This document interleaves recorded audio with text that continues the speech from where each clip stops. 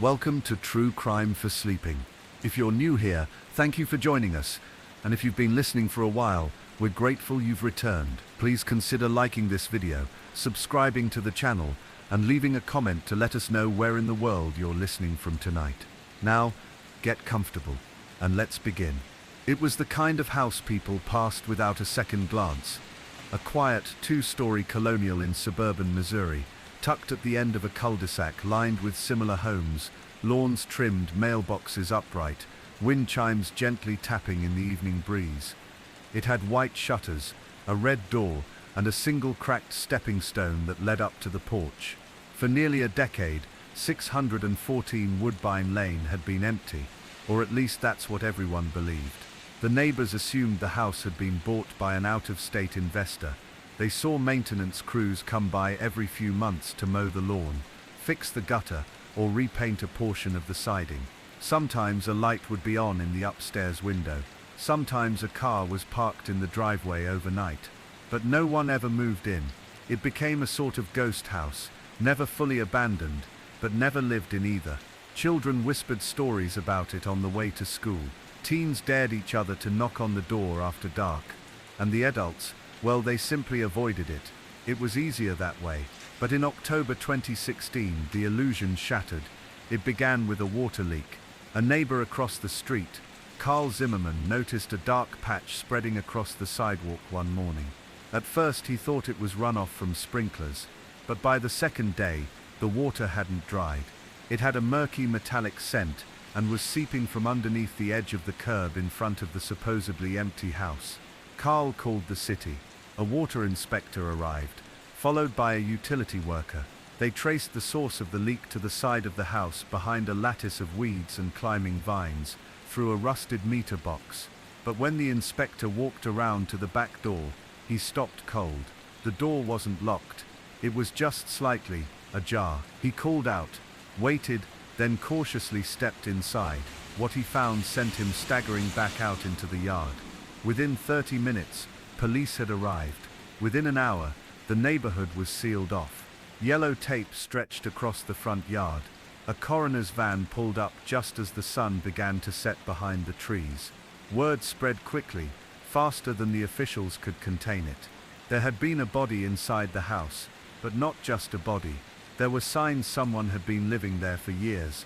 The interior was unlike anything authorities expected.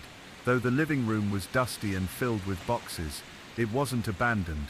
There were signs of recent meals, canned goods stacked in neat pyramids, a coffee cup still warm, and a camping stove resting on the hardwood floor. Upstairs, the bedroom contained an air mattress, stacks of newspapers, and a row of diaries carefully labeled by year. But it was in the basement that officers discovered the heart of the case. There, behind a false wall constructed from plywood and bookcases, they found the body of a man. His remains were partially mummified, dressed in what appeared to be a postal worker's uniform. In his shirt pocket was a faded name tag, Charles D. Finley. No one had seen Charles Finley in over 9 years. He had been declared missing in April of 2007, last seen leaving the local post office after his shift. His disappearance had garnered some local attention at the time, flyers, interviews, a candlelight vigil.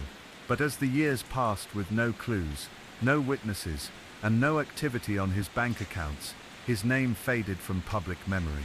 But now, here he was, hidden in plain sight, in a house people passed every day. What shocked investigators more, however, was that the house didn't belong to Charles. It belonged to a woman named Lenora Hale, a reclusive figure known to few, remembered by even fewer.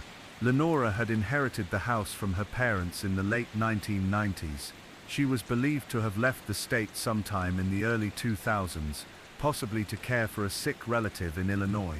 But according to tax records, utility bills, and parcel data, Lenora had continued paying for the home quietly, consistently, until 2015, when payments stopped without explanation. The house had then been bought at auction by a property group, one that did just enough upkeep to keep the city from issuing fines, but never enough to notice the secrets inside. Investigators launched a full forensic sweep. The contents of the basement were catalogued and removed piece by piece. Diaries found upstairs were photographed and boxed. Fingerprints were lifted from doorknobs, window frames and the basement stairwell. And beneath the floorboards of the upstairs bedroom, tucked inside a torn manila envelope, police discovered something else, a letter. It was handwritten in blocky, uneven script, and addressed simply, "To whom it may concern." The letter told a story stranger than anything police had anticipated. In the calmest, most chilling tone, it described a life spent watching, waiting, planning. The writer, who did not sign the letter, claimed they had known Charles Finley for years, had followed him, had studied his routines, had become obsessed. The letter did not explicitly confess to murder, but it suggested that Charles had been brought home, and that his purpose had been fulfilled. The writer spoke of balance, fate, and a longing to preserve something pure before it could be corrupted by the world. The handwriting was compared to samples from Lenora Hale, whose name had surfaced again as investigators dug deeper. But there was a problem. Lenora Hale had died in 2012.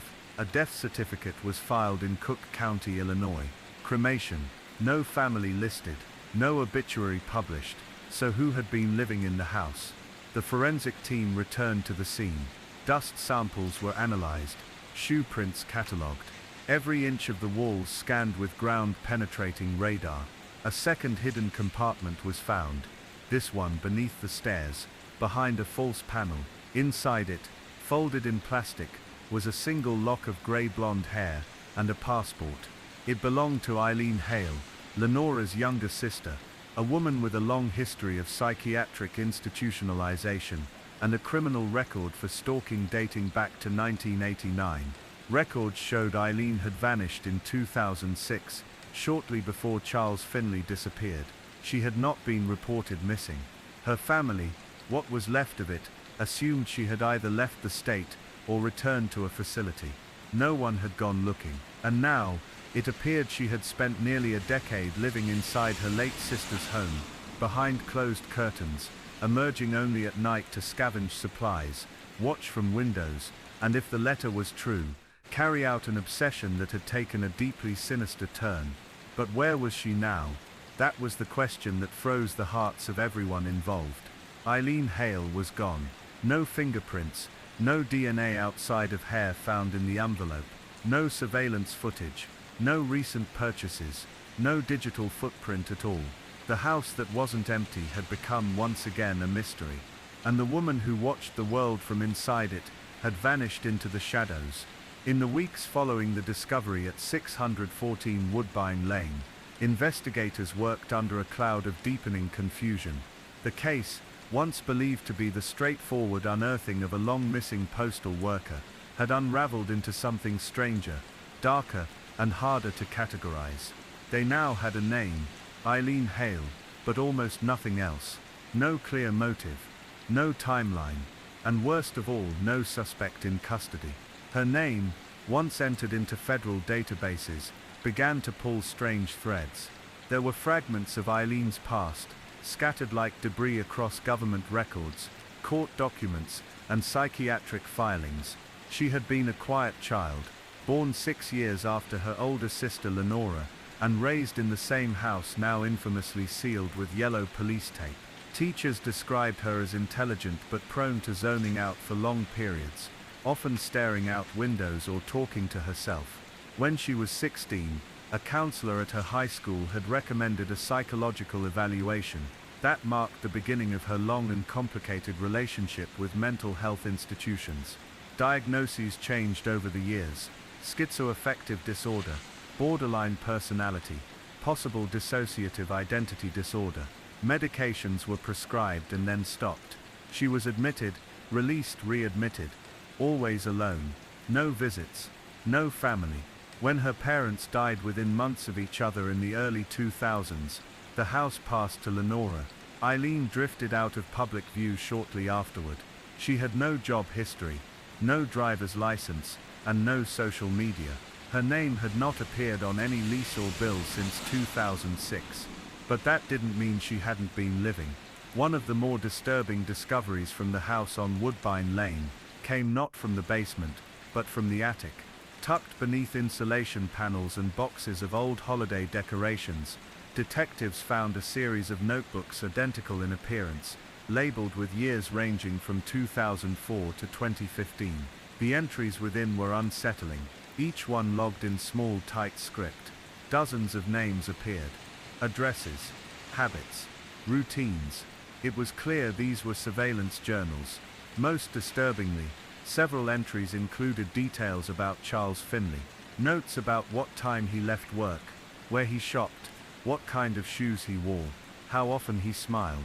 The tone wasn't threatening, but it was obsessive, clinical, almost affectionate. There were doodles in the margins, small uneven hearts, smiley faces, and then abruptly, in April 2007, his name stopped appearing. In its place the pages turned blank. Investigators took this as confirmation that Eileen had indeed been watching him, possibly for years before he disappeared.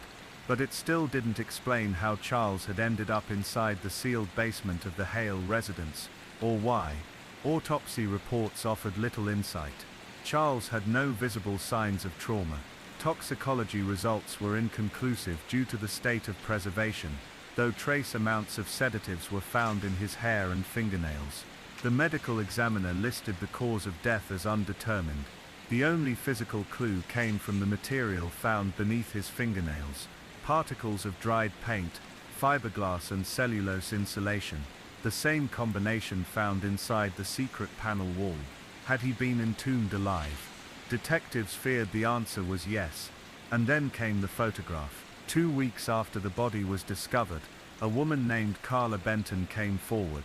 She lived 2 blocks away from the Hale property, and had been cleaning out her garage when she stumbled across an old disposable camera.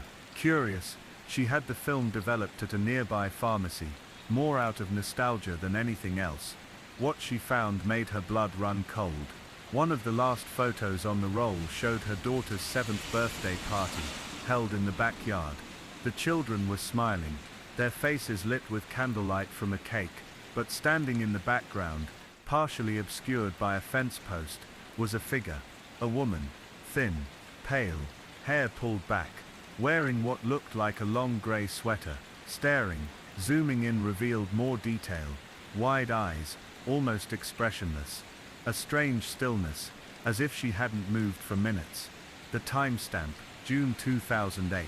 By that time, Eileen Hale had already been officially missing for 2 years, and by then Charles Finley was long gone. Police analysts studied the photo.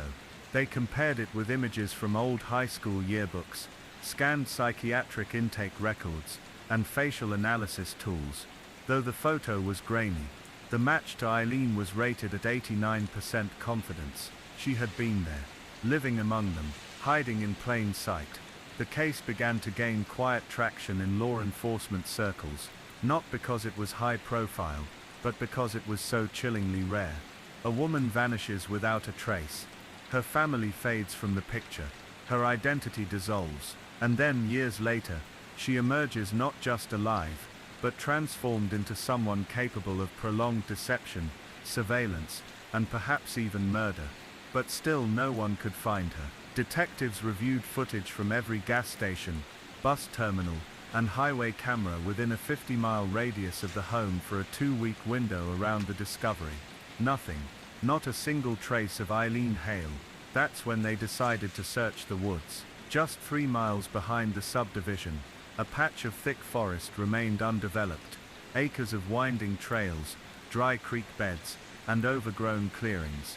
Volunteers joined police and cadaver dogs in combing through the underbrush, hoping to find evidence she'd fled through the trees. On the 3rd day, a local Boy Scout troop assisting with the search stumbled across something strange. It was a makeshift campsite, hidden beneath a collapsed lean-to of branches and tarp. Inside were several empty food containers, a sleeping bag, a plastic flashlight, and a set of clothes. Nearby, buried shallowly under a flat rock, was a half-burned journal. The first few pages were singed, but legible. The handwriting matched the attic notebooks. Only now the tone had changed. The writer spoke of likeness returning, of finally completing the circle. There were references to Charles as the vessel, and to herself only as the keeper. The last written words, Scrawled in larger letters across the final page were simply, "He's not alone anymore." It chilled investigators to the bone. But one of the detectives, a woman named Alice Rowley, noticed something else about the journal. Between the burned pages, faint indentations remained from prior writing. Using forensic methods, they revealed a list of 4 names, all men, all local, all postal employees. Only one of them was still alive. His name was Jeremy Fielding. He was 61 years old, and had retired early in 2009. Police approached his home under pretext, citing a neighborhood check-in. When they asked if he knew Eileen Hale, he froze. Then quietly, he nodded. He said she had come to his branch a few times, years ago. She never spoke much, but always brought letters, stacks of them addressed to people that didn't seem to exist. Names like Mr. Hollow, Echo and W. Finch. The letters were unsealed, always empty. He said he remembered her most vividly, from one night in 2007. He'd stayed late to finish filing some damaged mail claims. When he left the building around 10 p.m., he saw her standing under a street lamp across the parking lot. Just standing, watching. "I told Charles about it," he said. He thought it was funny. Said she had a crush on him. He paused. "I think I was supposed to be next." After speaking with Jeremy Fielding, detectives returned to their war room with a sense of rising dread. Until now, the investigation had been held together with fragile threads. An unidentified body, a sealed basement, and a missing woman whose notebooks read more like riddles than confessionals. But Jeremy's account changed the landscape. Not only did it connect Eileen Hale directly to more than one postal worker, it suggested intent, a plan, a pattern, and worst of all, a list of potential victims. The 4 names recovered from the journal's ghost writing were Charles Finley deceased, Jeremy Fielding, alive Howard Crick deceased Leonard Bryce. Missing investigators began to map out the timeline. Charles had disappeared in 2007. That much was now certain. Howard Crick had died in 2011, his cause of death labeled as an accidental fall down the stairs. At the time, no foul play had been suspected. He was 64, had arthritis in both knees, and had lived alone. The scene had been deemed tragic, but mundane. Now, looking back, the details didn't sit right. There were inconsistencies, no signs of stumbling or bracing. His reading glasses were still perfectly aligned on the counter upstairs. The front door had been locked from the inside, and most strange of all, his answering machine had a new message left only 20 minutes before his estimated time of death. The message was garbled, static heavy, but the last thing heard, before the click, was a soft female voice whispering, "Thank you for the letters." Howard, too, had worked at the same postal branch, same floor, same shift. He had also logged a formal complaint in 2006 about a woman loitering in the parking lot after dark.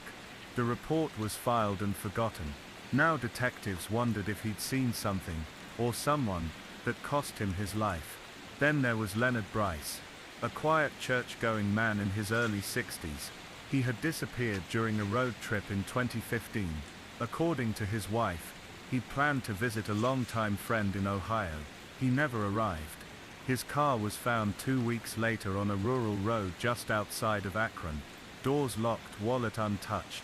No sign of struggle. No leads. No body. The investigation at the time had turned up nothing. But now, with Eileen's journal in evidence, Leonard's name took on a darker significance. What had tied these 4 men together? That question obsessed Alice Rowley, the lead detective. She returned to the surviving records from the postal branch, requesting archived shift schedules, employee complaints, and maintenance logs from the early 2000s.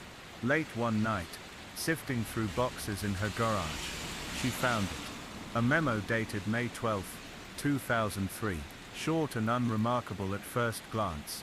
Please be advised that an incident occurred in the break room involving employee EH and 4 male staff members. Counseling was offered. No further action deemed necessary at this time. No names were attached. But IH, that had to be Eileen Hale. Alice brought the memo to her captain. Together they tracked down the original HR files, which had been digitized. The full report was there, buried beneath years of routine paperwork.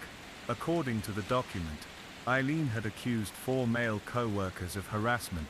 She claimed they had taken her letters, her personal letters, and made fun of them in front of others. She claimed one of them had even followed her home. The 4 men named: Charles Finley, Jeremy Fielding, Howard Crick and Leonard Bryce. The HR department, at the time, had investigated informally. They interviewed each of the men. All denied any wrongdoing. Eileen's claims were dismissed as likely exaggerated, and she was encouraged to take voluntary leave to manage her stress. 2 months later, she stopped showing up to work altogether. Now, nearly 2 decades later, 2 of those men were dead. One was missing, and one, Jeremy, had narrowly escaped a similar fate. Alice sat with this revelation for a long time. The idea of revenge wasn't new to her. She'd seen it before, in gang killings, family feuds, even in domestic disputes, but rarely with such slow, deliberate precision, and rarely involving a woman who had vanished so thoroughly. She became a myth. There was no warrant to arrest Eileen, no proof she'd killed anyone, but the weight of the evidence, if only circumstantial, pointed to something deeply calculated. The story broke quietly in the local paper. A retired detective, no longer bound by silence, leaked the existence of the journals. An anonymous quote described them as a living map of someone's pain. Public interest surged. Photos of Eileen's face appeared on television, online, and in post offices around the state. The once forgotten woman was now the center of one of the strangest crime stories in the region's history. And then came the letter. It arrived in a plain white envelope with no return address. Handwritten, no fingerprints. Postmarked from Pittsburgh, though no surveillance footage showed who had mailed it. It was addressed to Detective Alice Rowley. Inside, 1 sheet of lined paper, neat cursive handwriting. The note read: "You've done well to follow the thread, but you'll never understand the pattern. I made a home in the hollow places. I made them quiet. I gave them peace. I don't expect you to thank me, but I know you know. E." Alice read the letter twice. There were no threats, no confessions, just a sense of calm, and something stranger, the unmistakable feeling that Eileen had been watching her. The letter was sent to a private P.O. box Alice had opened for the case. It had never been listed in any database. No one should have known it existed. Forensic analysis confirmed it was written in the same hand as the attic journals. But once again, no usable fingerprints. Despite widespread media coverage and a growing pool of online sleuths trying to track her down, Eileen Hale was never found. Sightings came and went. A woman matching her description was seen at a bus terminal in Buffalo, another in a quiet library in Vermont, a third in a chapel in Missouri. But by the time anyone arrived to confirm, the woman was always gone. In the years that followed, the house on Woodbine Lane remained boarded up. No one wanted it. Neighbors whispered about it. Children dared each other to walk up to the door and knock. None ever made it past the driveway. The FBI kept the case open. Alice Rowley retired not long after, having devoted nearly 3 years to trying to find Eileen. When asked what she thought became of her, she simply said, "I think she returned to wherever she came from," and she took her silence with her. But some believe Eileen never left. They claim she's still out there, quiet, watchful, moving between the forgotten corners of society, like a ghost wearing skin, because for someone who had been invisible for so long, it was easy to disappear again. The mystery of Eileen Hale, and the deaths of the men who once humiliated her, remains unsolved. But for those who read her journals, one truth became clear. She had spent years learning how to vanish, and even longer learning how to be seen, only when she wanted to be. It started with silence. After the final letter, there were no more leads, no phone calls, no new sightings. The internet forums slowed, then went quiet. News coverage faded like fog at dawn. and for a long time it seemed the story of Eileen Hale had finally slipped through the cracks. Just another ghost lost to dust and time. But Detective Alice Rowley had kept something for herself. It wasn't standard procedure, and it wasn't logged into evidence. But that final letter, Eileen's note, had never left her desk. Even after retirement, Alice kept it tucked between 2 pages of an old casebook. Not because she hoped to crack it, or because she wanted closure, but because of what Eileen didn't say. There were no apologies, no blame, no vengeance in her tone, just an eerie serenity, like someone writing from far beyond the noise of the world. It didn't feel like a goodbye. It felt like a promise. Alice tried to let it go.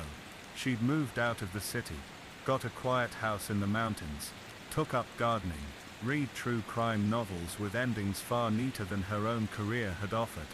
But every now and then, when a letter came late or a package never arrived, her mind drifted back to that sealed attic, to the hundreds of notebooks stacked like tombstones. And she wondered if anyone else was listening.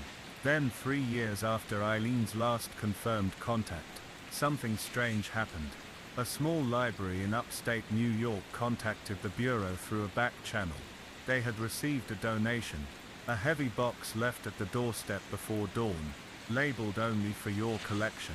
Inside were 17 notebooks, meticulously written in the same delicate looping cursive the FBI now recognized without question. They were signed E.H. Most were filled with observations, trains, people at bus stations, conversations overheard in waiting rooms, patterns in the way strangers crossed their legs, names and faces no one could verify, locations that spanned the country. But one notebook was different.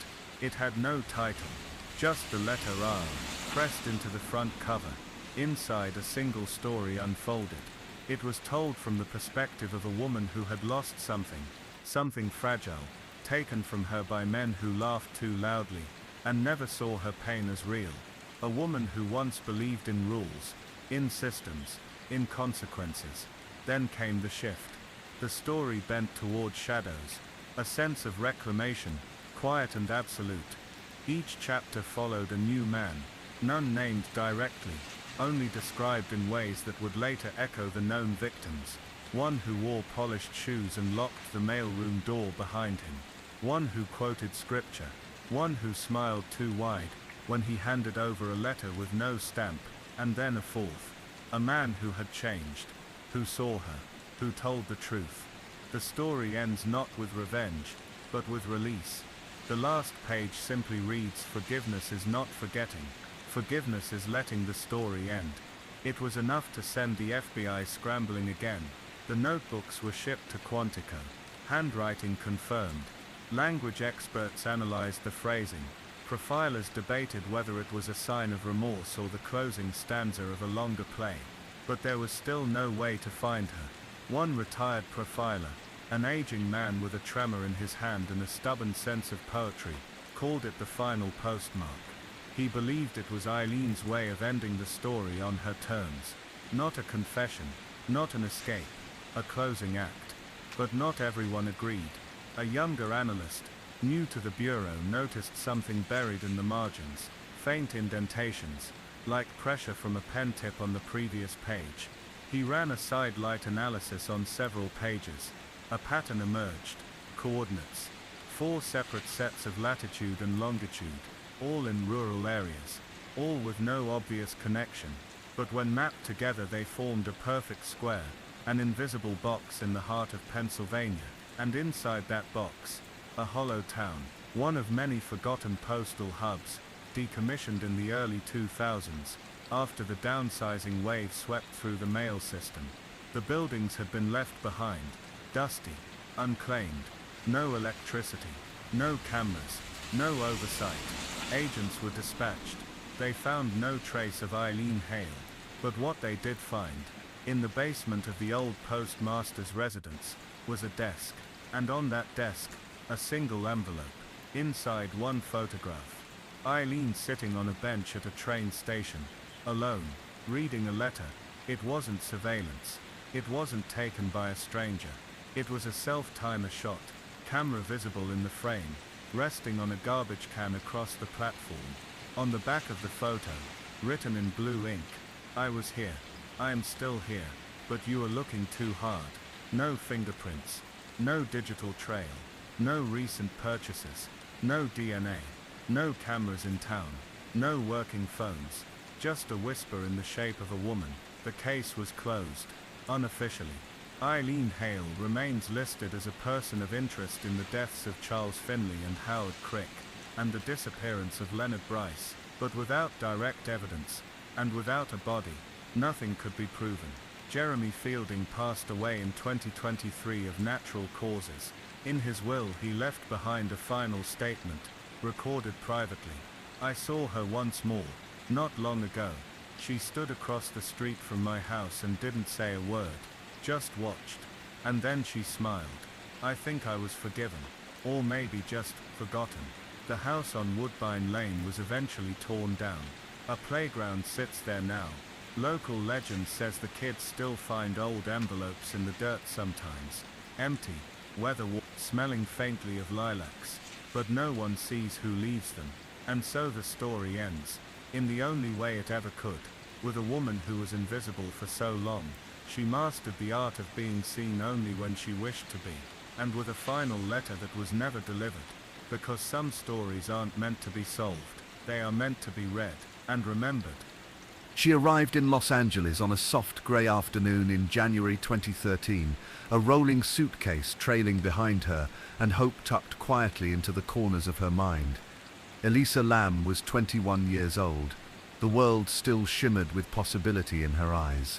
She had traveled alone from Vancouver, Canada, tracing a solo path down the California coast. A young woman wandering cities with notebook pages filled with half-finished thoughts, thrift store finds tucked into her bag, and a heart that beat a little too loudly when it was quiet. She chose the Cecil Hotel because it was affordable. She didn't know, or maybe didn't care, that it came with a past. A building layered in shadows, towering above Skid Row, like a fading monument. It had housed the destitute, the troubled, the lost. It had secrets, and whether she meant to or not, Elisa walked into one of them. She checked in on January 26th and was initially placed in a shared room. But after only a couple of nights, the hotel staff moved her to her own private space. Her roommates had complained. Elisa had been leaving cryptic notes on the beds, messages like "go away" or "turn back," and locking them out for long stretches of time. She had spoken to herself, sometimes loudly, and insisted others were trying to hurt her. It was strange behavior, unsettling, and it wasn't like her, not exactly. For friends and family back home, Elisa had always been a sensitive soul, bright and inquisitive. She blogged about her feelings, her struggles with bipolar disorder and depression, and her thoughts on everything from fashion to philosophy. But to the people at the Cecil, she was just another guest in distress, a name in a ledger, a girl who needed her own space. The days passed. She wandered the city, visiting bookstores and cafes. Her online posts spoke of being overwhelmed, but she still had plans. She wanted to go to Santa Cruz next. There was something about the waves that calmed her. She had called her parents every day since she left home, until she didn't. On January 31st, Elisa Lam vanished. The last known image of her is grainy. A black and white surveillance video from one of the hotel's security cameras, placed in the corner of an elevator. The timestamp flickers. Elisa enters the frame. She's wearing a red hoodie, shorts, sandals. Her hair is loose, her face unreadable. She presses multiple buttons on the panel and waits. The elevator doors remain open. She peeks outside, steps out, jumps back in. Her arms flail at one point, like she's trying to communicate with someone unseen, or something. The elevator never moves. For 4 minutes, the footage plays like a dream slipping into nightmare. When she finally steps away, the elevator doors close. Too late, too slow. That was the last time she was seen alive. Her family, panicked by the silence, called the police. Officers searched the building, dogs sniffed through the hallways, and detectives interviewed guests. But no signs of Elisa turned up. No screams had been heard. No broken locks or strange disturbances. Her belongings remained in her room, untouched. Her medications were there, her laptop, her clothes. But she was gone. In the days that followed, whispers grew louder. The police released the elevator footage to the public, hoping someone might recognize her. Instead, it went viral. The internet watched, paused, re-watched. They analyzed her gestures. Theories spread like wildfire about stalkers, ghosts, secret floors, alternate dimensions, but nothing tangible emerged. Just noise. Weeks passed. Then guests at the Cecil began to complain. The water pressure was low. The taps sputtered strangely. Some said the water had a bitter taste. A hotel maintenance worker climbed to the roof to check the tanks. He found her, floating nude in one of the 4 large cisterns. Elisa's body was discovered on February 19th. Her clothes were later recovered from the bottom of the tank. Alongside her lay her room key, a watch and other small personal items. The questions came fast. How did she get up there?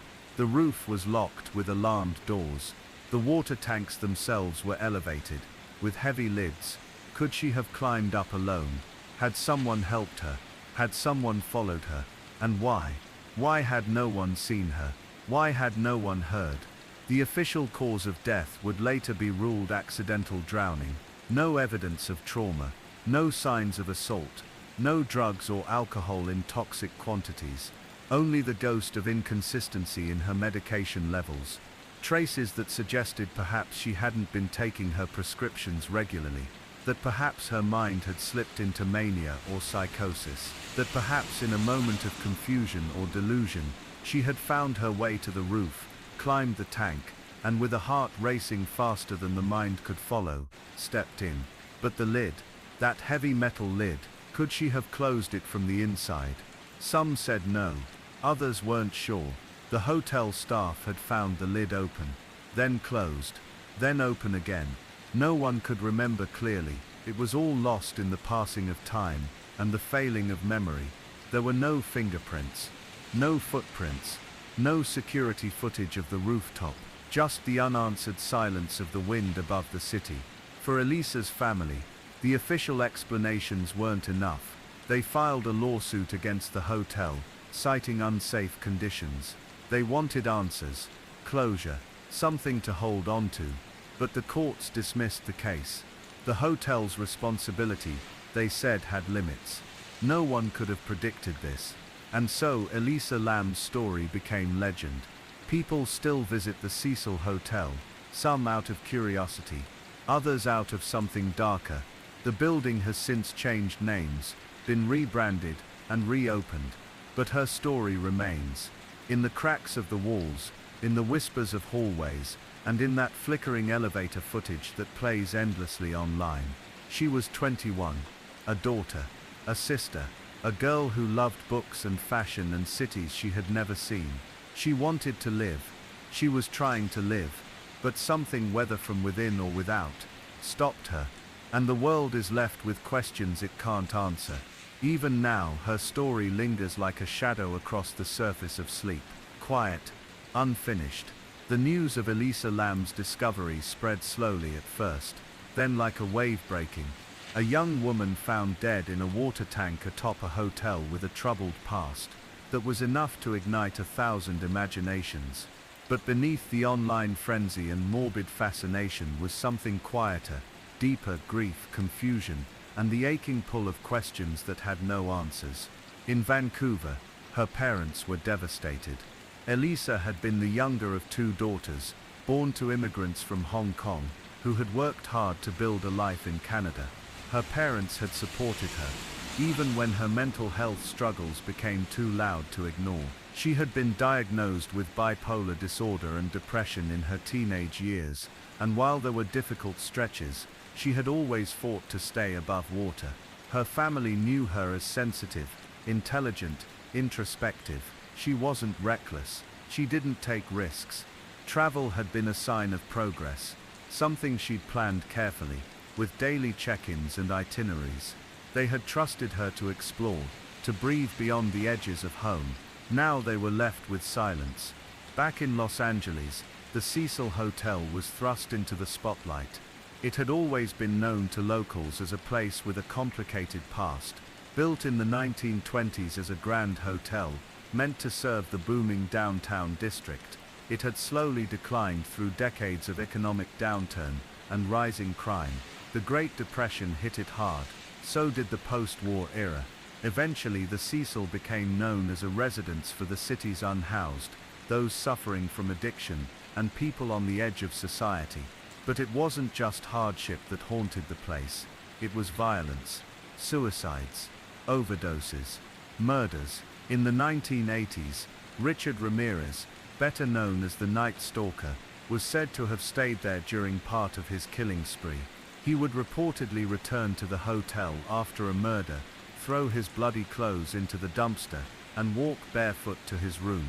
Years later, another serial killer, Jack Unterweger, checked in under the guise of being a crime journalist. He murdered several women while living at the Cecil. So when Elisa disappeared there, and then turned up dead, the hotel's long grim history clung to her story. But Elisa wasn't one of the city's forgotten. She had parents, friends, a life waiting back home. Her disappearance wasn't another anonymous tragedy. It was personal, painful, and it didn't make sense. People began to ask questions the authorities couldn't comfortably answer.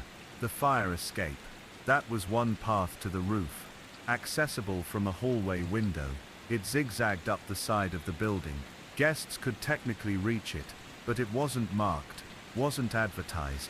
It would take determination or a frantic mind to find it and climb. Once on the roof, the tanks were even more difficult. They stood on concrete platforms, over 10 feet high. A ladder was bolted to the side of each one. The lids were heavy, metal. Some said they were too heavy to lift from the inside. Others said it was possible, just barely. But no one could prove it either way. The hotel claimed the roof access door was alarmed, that any time it opened, staff would be notified. But the alarm never went off. Either the system had failed, or it hadn't been activated at all. It was a pattern that disturbed people. Elisa had fallen through the cracks, not just physically, but procedurally. Security was inconsistent. Staff had dismissed signs that something was wrong. And yet, nothing illegal had occurred. Nothing the hotel could be held accountable for, at least not in the eyes of the law. Still, the timing of her mental health episodes raised another layer of uncertainty. Elisa had been prescribed 4 medications: Wellbutrin, Lamictal, Seroquel, and Effexor. Each was used to manage mood swings, depressive episodes, and psychotic symptoms. In her blog and Tumblr posts, she had written candidly about how hard it was to maintain stability, how the world felt overwhelming, unpredictable, how she longed to be the version of herself who didn't feel broken. The toxicology report revealed that she had not been taking her medications consistently. Only trace levels of some drugs were found in her system. Others were missing entirely. That absence suggested she may have entered a manic state. Untreated, bipolar mania can distort reality, producing paranoia, hallucinations, and impulsive behavior. It can make even the brightest mind feel like it's unraveling from within. The theory, then, was that Elisa had suffered a mental break, that in a moment of confusion or fear, she had climbed to the roof, somehow accessed the tank, and entered it herself, believing it was a place of safety, or escape, or something her brain couldn't quite explain. But that theory didn't sit comfortably with everyone. Her final elevator video, the strange behavior, the frantic gestures, the way she seemed to be interacting with something just outside the door, looked to some like more than a mental health episode. It looked like fear. She had pressed all the elevator buttons, waited, he'd jumped in and out. And all the while, the elevator never moved. Some wondered if someone else had been out of frame, a person she was hiding from. Others believed it was all internal, that her mind had created a threat that wasn't there. There were even darker suggestions. Could someone have followed her? Could a hotel guest or staff member have encountered her in a vulnerable state, taken advantage, and staged the scene? But there was no evidence. No signs of struggle. No DNA. No fingerprints on the hatch or ladder. The tanks had no internal markings to show someone else had been inside. And the lid, whether open or closed when she was found, had no forensic trail to follow. The mystery sat between explanations like fog. Every answer came with another question. Every theory broke down under its own weight. Meanwhile, the online world spiraled. People across the globe became amateur detectives. They dissected the elevator footage, frame by frame. They tracked her digital footprint. They located her old blog posts, her photos, her reading lists. They even hunted down other hotel guests who had been staying at the Cecil during that week. One guest, a musician from Mexico, became the target of a brutal online campaign, simply because he had posted disturbing videos under a stage name, videos that had nothing to do with Elisa. He wasn't in the city when she died. But the internet doesn't always care about facts. Conspiracy theories bloomed like mold in the dark. Some believed she had been targeted by secret government programs. Others tied her death to the Cecil's history of violence. Still others pointed to coincidences, a tuberculosis outbreak in the area during the time of her disappearance, the test for which was named the Lam Elisa. It all felt too strange, too connected.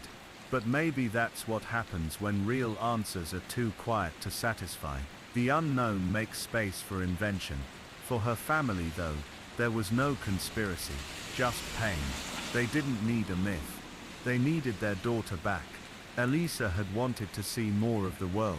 She had spoken about making friends in new cities, about healing, about shaking off the sadness that had clung to her like fog. She posted about books, music, vintage clothes. She had a sense of humor, a deep kindness, and when things got hard, she wrote honestly about it.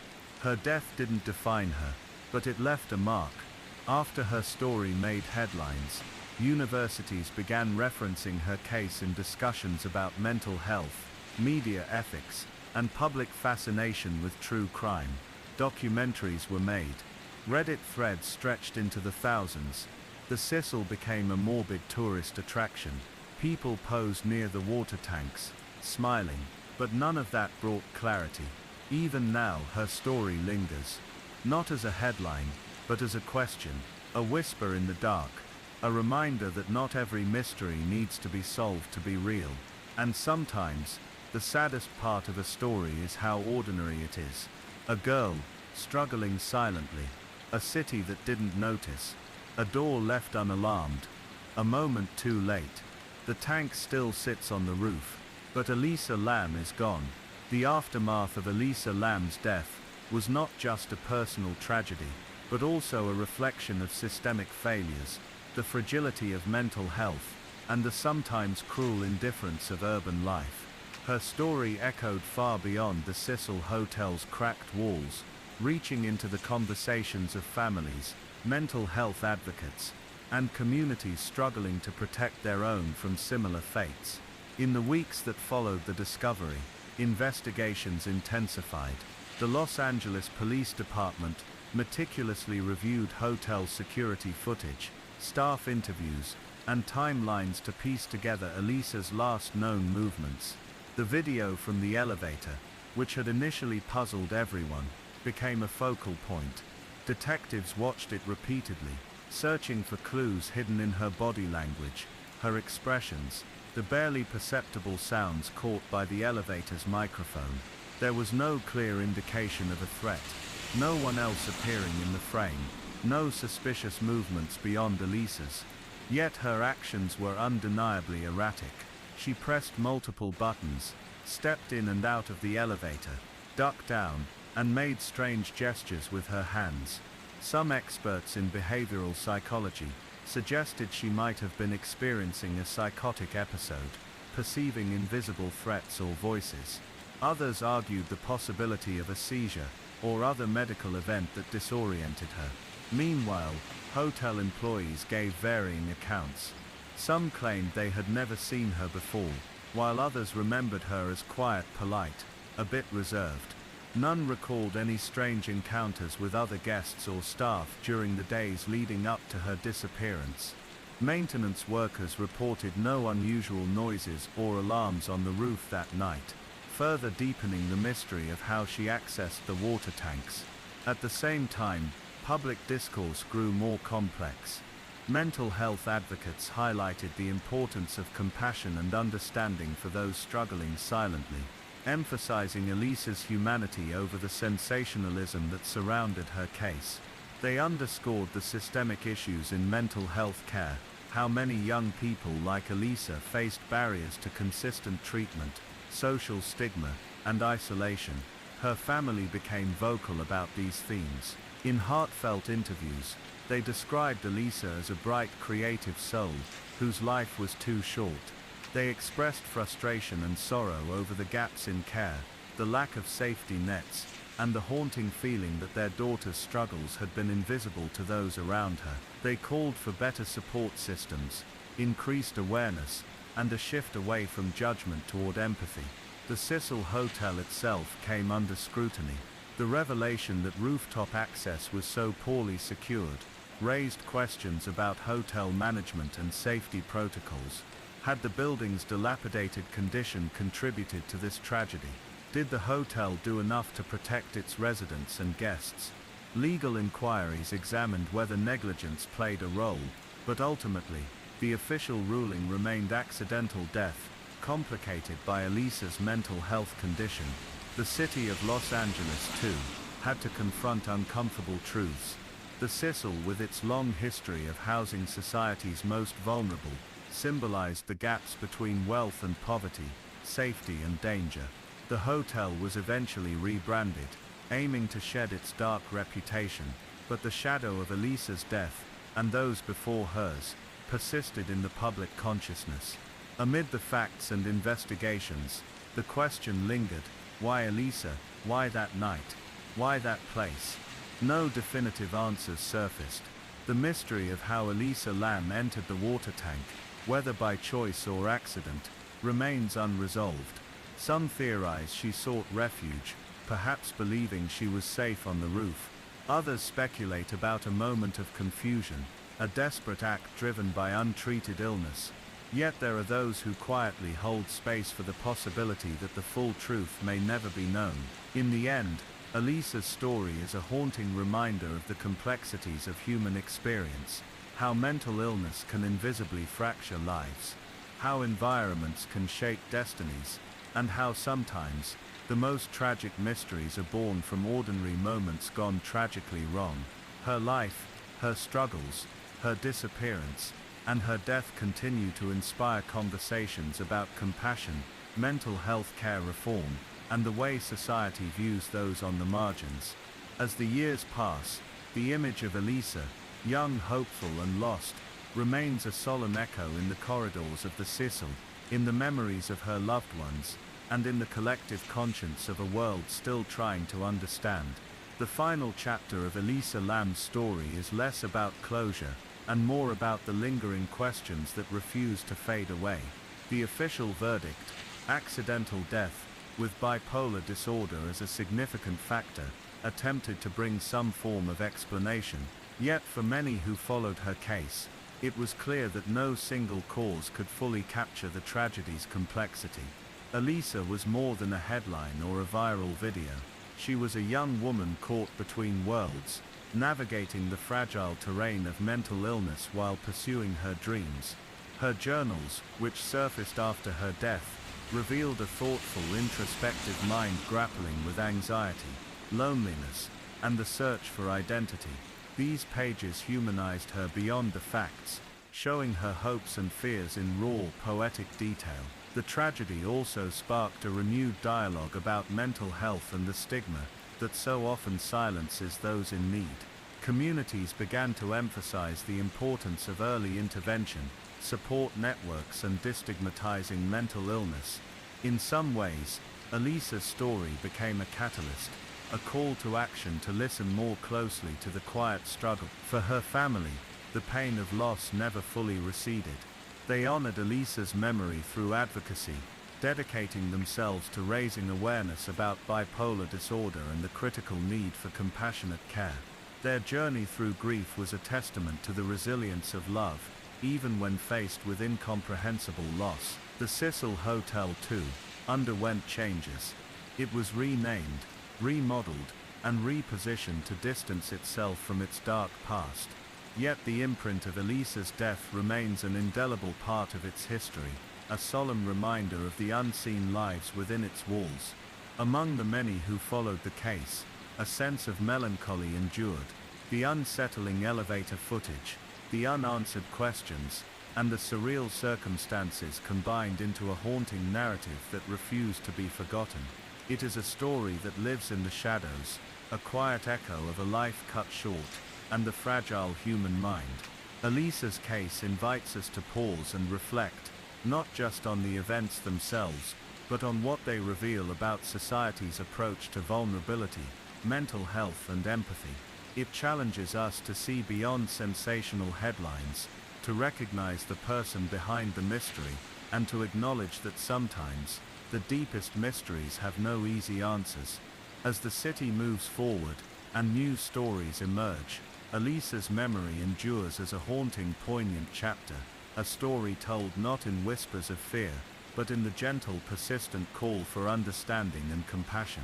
Her life and death remind us that beneath every tragedy lies a human story, full of dreams, struggles, and the unspoken need to be seen and heard.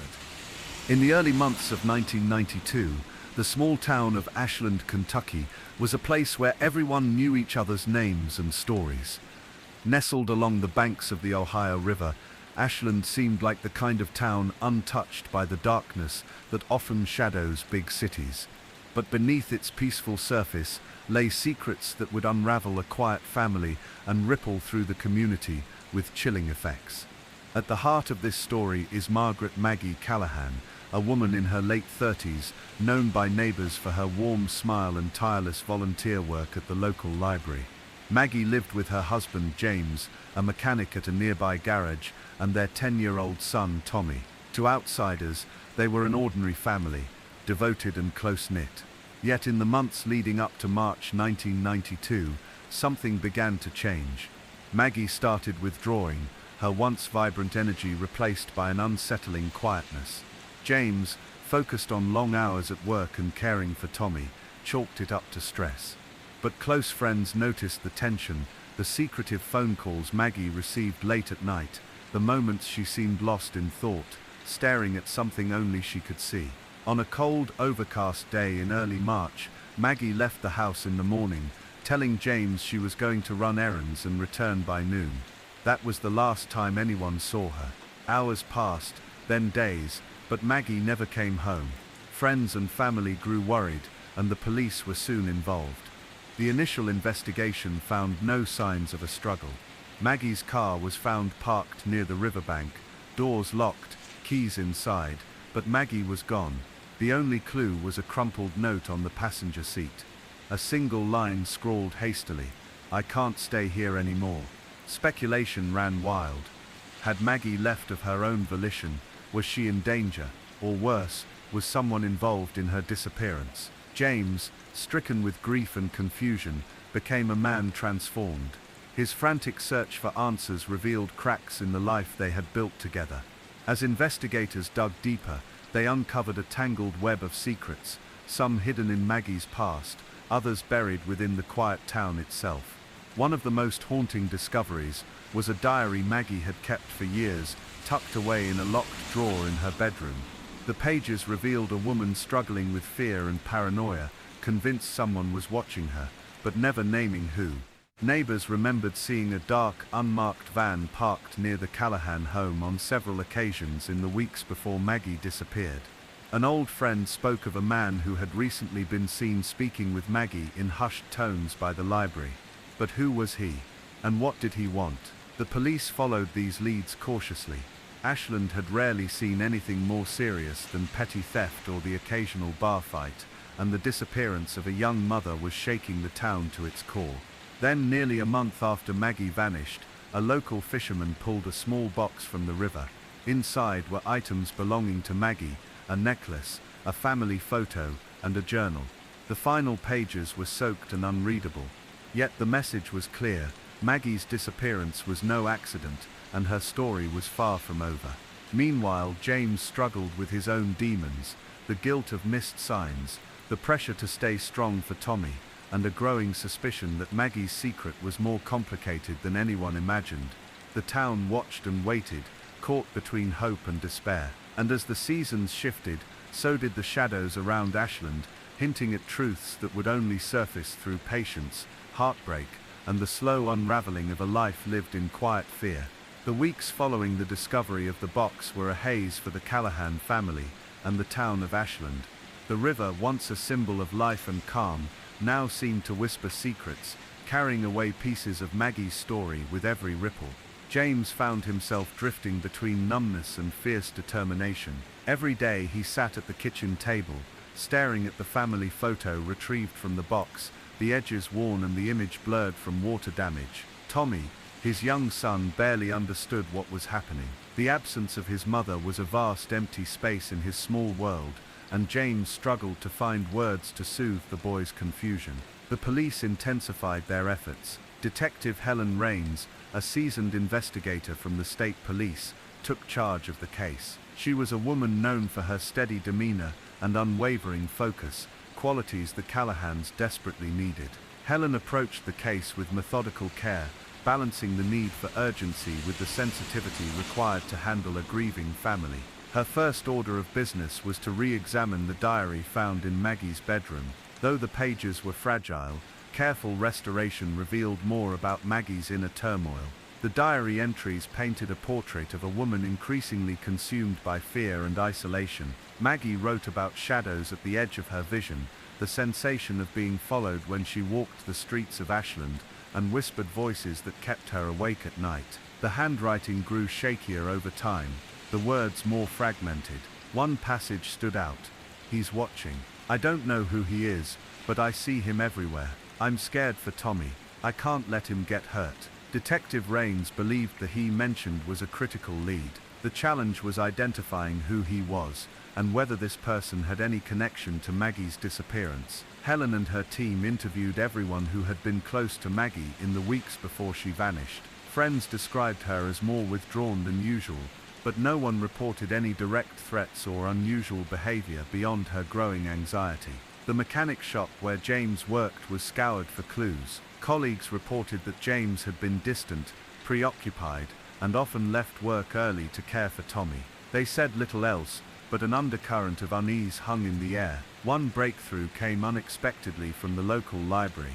A librarian recalled a man named Eric, a visitor who had taken an unusual interest in Maggie. He was described as quiet, with an intense gaze and a habit of lingering in the reading room late into the evening. Maggie had mentioned Eric in her diary, though with no details beyond his first name. Detective Raines tracked down Eric, a man in his mid-40s who lived a few towns over. When questioned, he appeared nervous but cooperative. He admitted to knowing Maggie and having had conversations with her about her fears. Eric claimed he had no involvement in her disappearance and suggested Maggie had been struggling with an undiagnosed mental illness. The diagnosis theory was complicated. Maggie had no documented history of psychiatric treatment, but her diary entries hinted at deep emotional distress. The community was divided. Some felt sympathy, others suspicion, and a few whispered that Maggie's secrets were darker than anyone dared imagine. Meanwhile, the search for physical evidence continued. The police widened their search along the riverbanks, hoping to find more belongings or clues to Maggie's whereabouts. Divers scoured the muddy depths, and K9 units combed the surrounding woods, but nothing conclusive surfaced. As the investigation stretched into the spring, another unsettling discovery emerged. Surveillance footage from a convenience store near the river showed Maggie speaking with a man late at night, her expression tense. The man was unidentified, his face obscured by a hat and shadows. The footage raised new questions. Had Maggie met someone that night who altered the course of her life? Did this meeting explain the sudden silence that followed?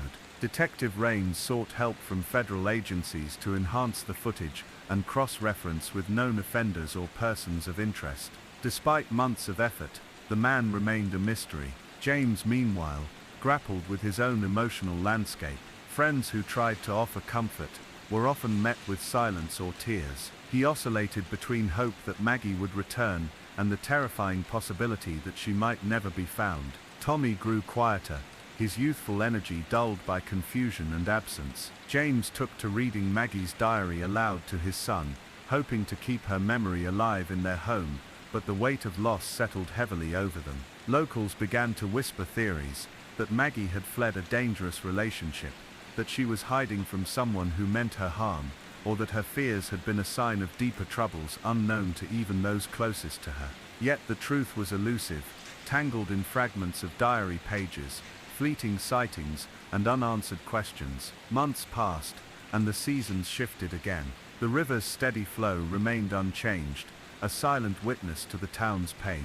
In the quiet moments, James often found himself walking the banks alone, imagining what Maggie might be doing, where she could be. One evening, as the sun dipped low behind the hills, James stumbled across a hidden path leading deeper into the woods, a place he had never explored before. The path ended abruptly at an old cabin, long abandoned and nearly swallowed by vines and shadows. Inside, he found remnants of a life, a faded photograph of a young woman, a child's toy, and a worn journal. The pages contained entries eerily similar to Maggie's diary, describing fear, hope, and a desperate wish for freedom. James realized he had uncovered a link to the past, someone else who had faced the darkness Maggie feared. Detective Raines was brought to the cabin, and forensic teams collected evidence that would soon open new avenues in the investigation. What began as a missing persons case had evolved into a complex mystery, with roots stretching back decades, touching on themes of identity, survival, and the fragile boundaries between safety and danger. The story of Maggie Callahan was no longer just about one woman, it was about a community grappling with loss, secrets, and the unknowable forces that shape our lives. And as the night deepened over Ashland, the river whispered on, carrying the echoes of Maggie's voice into the quiet dark. The cabin was a thin shell of memories, a fragile bridge between the past and the present. It sat on the edge of the woods, where the dense trees met the whispering river, a place that had been forgotten by time, and perhaps by hope itself. For James Callahan, the discovery was a strange mix of dread and cautious optimism. What secrets did this place hold? Could it finally shed light on the mystery of Maggie's disappearance? Detective Helen Raines arrived at the cabin with her team early the next morning. The air was crisp and still, the forest holding its breath as they crossed the threshold into a space where history seemed frozen. The faded photograph James had found lay on a dusty table, a sepia-toned image of a young woman with kind eyes and a gentle smile. Nearby, the child's toy, a small worn wooden horse, rested against a cracked wall. The journal was the most compelling piece, its yellowed pages filled with careful handwriting that echoed Maggie's own diary in tone and content. Forensic experts meticulously combed the cabin for any trace of DNA, fingerprints, or other physical evidence. They catalogued every scrap of paper, every scrap of fabric, every footprint in the dirt floor. But the emotional weight of the place was something no science could measure. The journal belonged to a woman named Sarah Monroe, who had lived in the cabin nearly 40 years earlier. Her writing was a window into a life marked by isolation, fear, and a quiet resilience. Sarah described a life overshadowed by a man she called the Watcher, a figure who haunted her every step with silent menace. She wrote of nights spent hiding, of whispered threats carried by the wind, and of a desperate hope that one day she and her child would be free. The parallels between Sarah's story and Maggie's were unmistakable.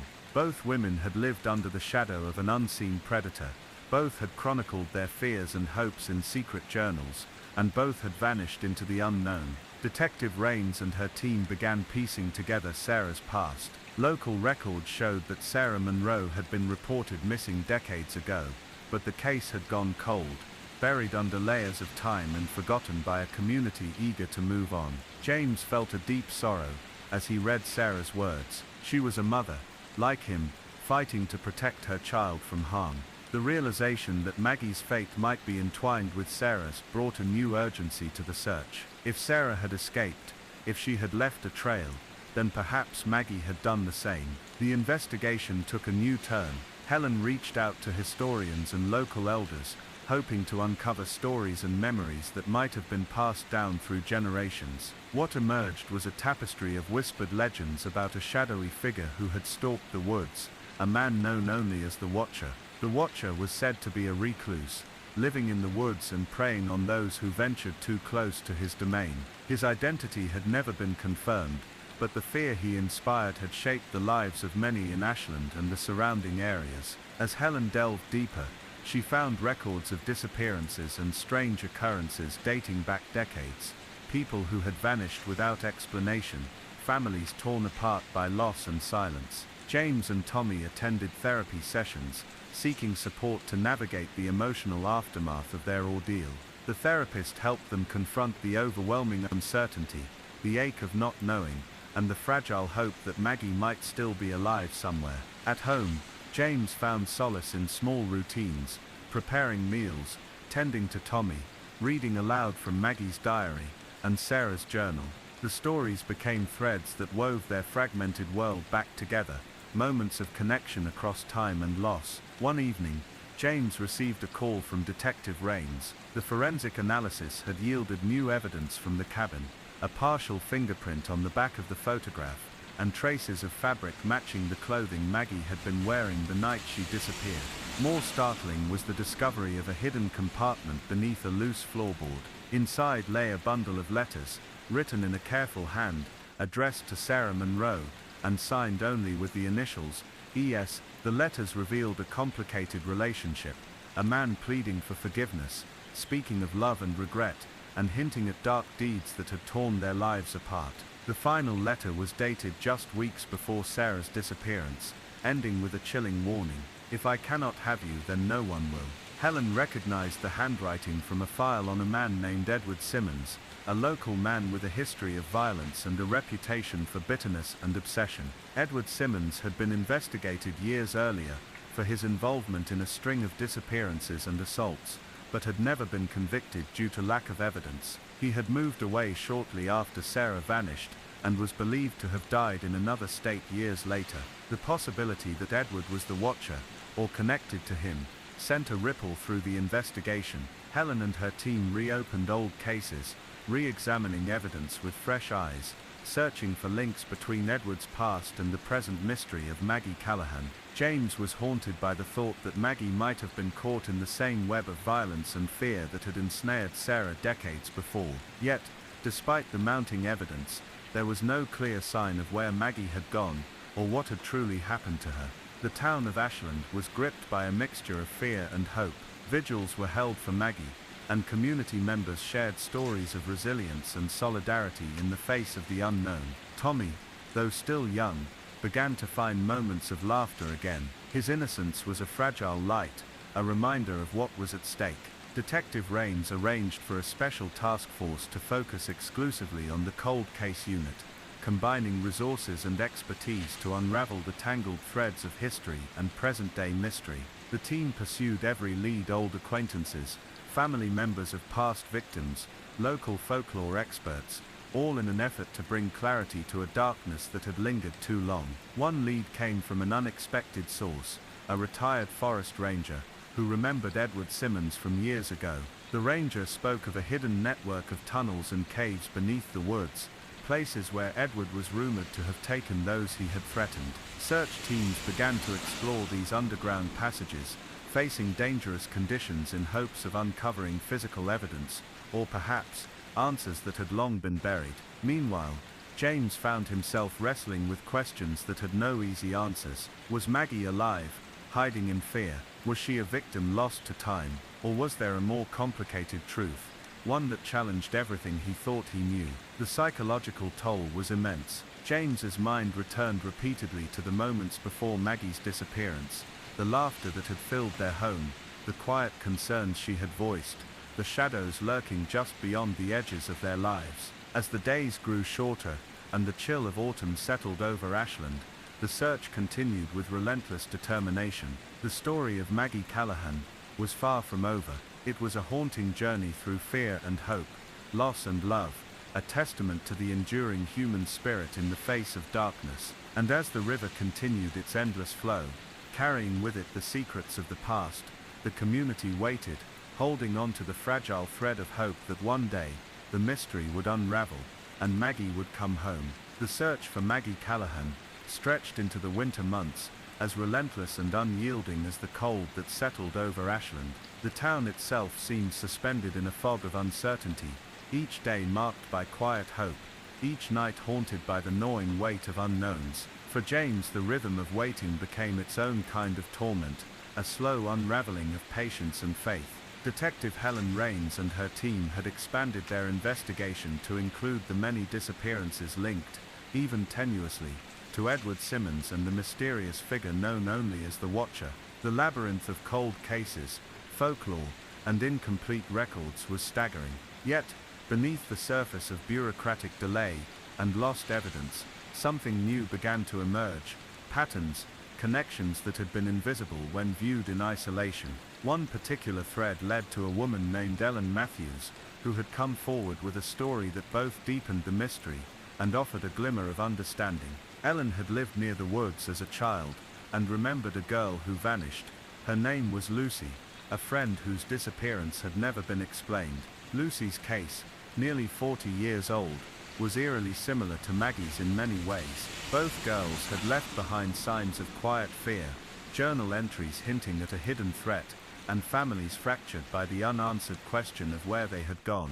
Ellen's memory was vivid, though tinged with the softness of time's passing. She recalled strange figures, seen at the edge of the woods, and a man who sometimes appeared to watch from the shadows. She described how the adults around her spoke in hushed tones about the danger, but never dared to confront it openly. Helen's team worked to locate any remaining evidence connected to Lucy's disappearance. Old diaries were recovered, faded photographs scanned, and interviews conducted with aging witnesses. The deeper they dug, the clearer it became that Maggie's case was not an isolated tragedy, but part of a dark tapestry woven into the very fabric of the community. James found himself drawn into these revelations, each new detail a shard of both hope and despair. He spent long evenings reading through the recovered journals and letters, each word a voice from the past reaching out across time. The pain of those families, unspeakable and raw, echoed his own. Tommy remained his anchor, a source of light and innocence in a world shadowed by uncertainty. Despite everything, the boys' laughter sometimes pierced the quiet of their home, a reminder that life could still find moments of grace amid hardship. One particularly harsh evening, as snow fell thickly outside their window, a breakthrough came unexpectedly. The forensic team discovered a partial DNA match, linked to fibers found in the tunnels beneath the forest. The sample was incomplete, but it bore a resemblance to genetic material, collected from Maggie's personal effects. The revelation sparked a cautious surge of optimism and dread. If the DNA was Maggie's, then she had been in the tunnels, or somewhere connected to them after her disappearance. But the question remained, what had happened there? Was she still alive? Was she trapped? Or worse? Helen arranged for a specialized search and rescue operation, calling on experts in underground exploration and survival. The teams moved carefully, their progress slowed by narrow passages, hidden chambers, and the ever-present risk of collapse. Yet with each step forward, they moved closer to answers. James joined one of the expeditions, compelled by a mixture of fear and hope. Walking through the cold, dark corridors beneath the earth, he felt the weight of history pressing in. Every sound was amplified, the drip of water, the scrape of boots against stone. It was a stark contrast to the warmth of the home he longed to return to. Deep within the tunnels, the searchers found fragments of clothing and personal belongings, small remnants of lives interrupted. Among these was a locket, tarnished and delicate, engraved with the initials, MC. It was the closest physical connection to Maggie, yet a tangible piece of her presence in this shadowed world. The psychological impact on James was profound. Holding the locket, he was overcome with a mixture of grief and determination. It was a symbol of what had been lost, and what might still be found. As the weeks passed, the investigation continued to unfold like the slow turning of a fragile page. New witnesses came forward, some reluctant, others eager to share memories, that had been buried under years of fear and silence. Stories of the Watcher took on new dimensions, revealing a complex figure who might not have acted alone. Evidence suggested that Edward Simmons had been part of a wider network, one that exploited fear and isolation to control and manipulate. The community's silence, born of terror and complicity, had allowed the darkness to persist. Helen and her team began to unravel this web, identifying possible accomplices and patterns of behavior that explained the scale of the disappearances. The investigation expanded beyond Ashland, touching nearby towns and even crossing state lines. For James, the growing complexity was overwhelming, but also strangely comforting. It meant that Maggie's case was finally receiving the attention it deserved, that the pieces of the puzzle were being assembled with care and precision. Therapy sessions with Tommy became a sanctuary, a place where both father and son could share their fears without judgment. Together, they worked to hold on to their memories of Maggie, her laughter, her tenderness, the small routines that had made their family whole. One night, after a particularly difficult session, Tommy whispered, "Daddy, do you think Maggie can hear us?" James did not answer immediately. The question lingered in the quiet room like a fragile hope. "I think she can," he finally said. "And I think she wants us to keep looking, no matter what." Outside, the snow continued to fall, blanketing the world in silence. The search was far from over. The mystery of Maggie Callahan remained a haunting, unresolved truth, an echo of love and loss that would not be silenced. And yet, amid the shadows, there was a stubborn light, a determination that refused to fade. The story of a family, fractured but unbroken, holding on to the possibility that one day, the darkness would give way to dawn. The small town of Pine Hollow lay nestled among tall pines and winding back roads, a place where everyone knew everyone else, or so it seemed. To outsiders, it was the kind of peaceful, picturesque community that seemed immune to tragedy. But beneath its calm surface, something dark had taken root, an unspeakable betrayal that would shatter the lives of its residents and haunt their memories for years to come. On a cool autumn evening in 1998, a young woman named Claire Montgomery disappeared from her home. She was 23, full of quiet ambition, with a gentle smile that had endeared her to many. She worked as a librarian at the town's small public library, a place she loved for its calm and stories. She lived alone in a modest house at the edge of town, surrounded by towering oaks, whose leaves had just begun to turn amber and gold. The last anyone saw of Claire was that night, when she returned from her shift at the library around 8:30 p.m. Her car was found the next morning parked outside her home, doors locked, keys inside. Her bedroom window was open just a crack, the curtains fluttering in the cool breeze. But Claire herself was gone. The initial shock rippled through Pine Hollow like a cold wave. Friends, family, and neighbors searched desperately, calling her name into the darkened streets and whispering prayers into the chill night air. Police launched a full-scale investigation, but the trail quickly grew cold. There were no signs of forced entry, no evidence of a struggle, no ransom notes, no clear motives. Claire's disappearance became a mystery that gripped the town. The police interviewed everyone close to her, her family, co-workers, even casual acquaintances, but no one could explain what had happened. Her parents, Susan and Robert Montgomery, were devastated. Susan, a schoolteacher, became a ghost of herself, her days spent combing the woods and her nights praying for a miracle. Robert, a mechanic, buried himself in work but never stopped searching for answers. As weeks turned into months, the case grew colder and colder.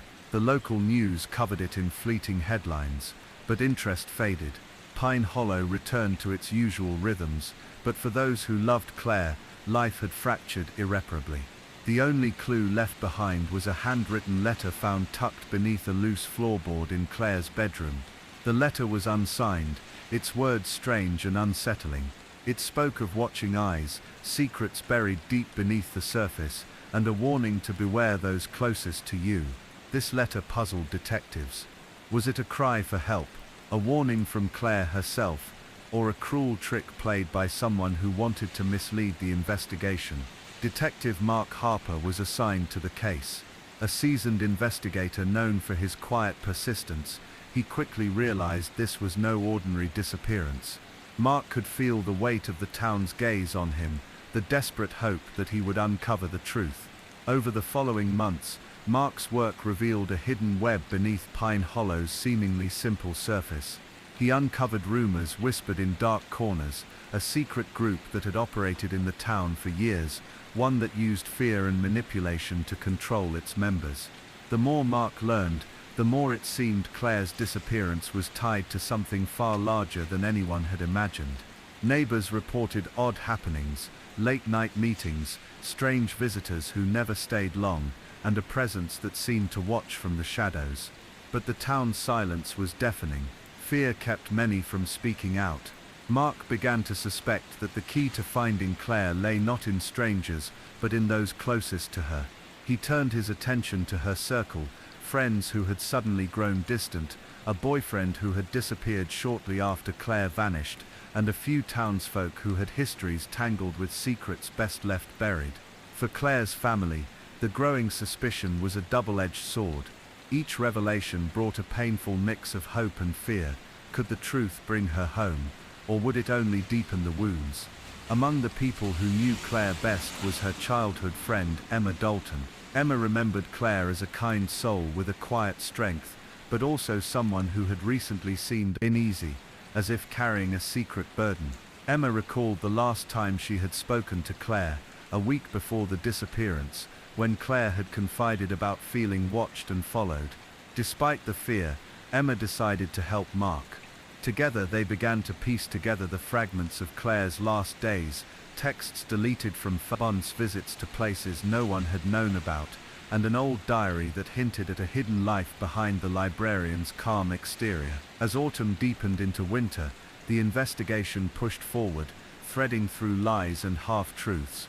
Mark and Emma found themselves navigating a maze of betrayal, where trust was fragile and appearances deceived. The question that haunted them all: could they find Claire before it was too late? Or was she already lost to the shadows that lurked beneath Pine Hollow's peaceful facade? The winter of 1998 in Pine Hollow was cold and relentless. Snow blanketed the town, muffling sounds and deepening the sense of isolation that had settled over the community since Claire Montgomery's disappearance. The biting chill seemed to seep into the very bones of those still searching for answers, especially Detective Mark Harper and Claire's childhood friend Emma Dalton. Days blurred together in a rhythm of interviews, follow-ups, and dead ends. Yet beneath the surface, something was stirring, a faint thread that began to unravel the carefully woven silence surrounding the town's darkest mystery. Mark spent hours poring over Claire's last known movements. The more he learned, the clearer it became that the young woman was living a life far more complicated than anyone had realized.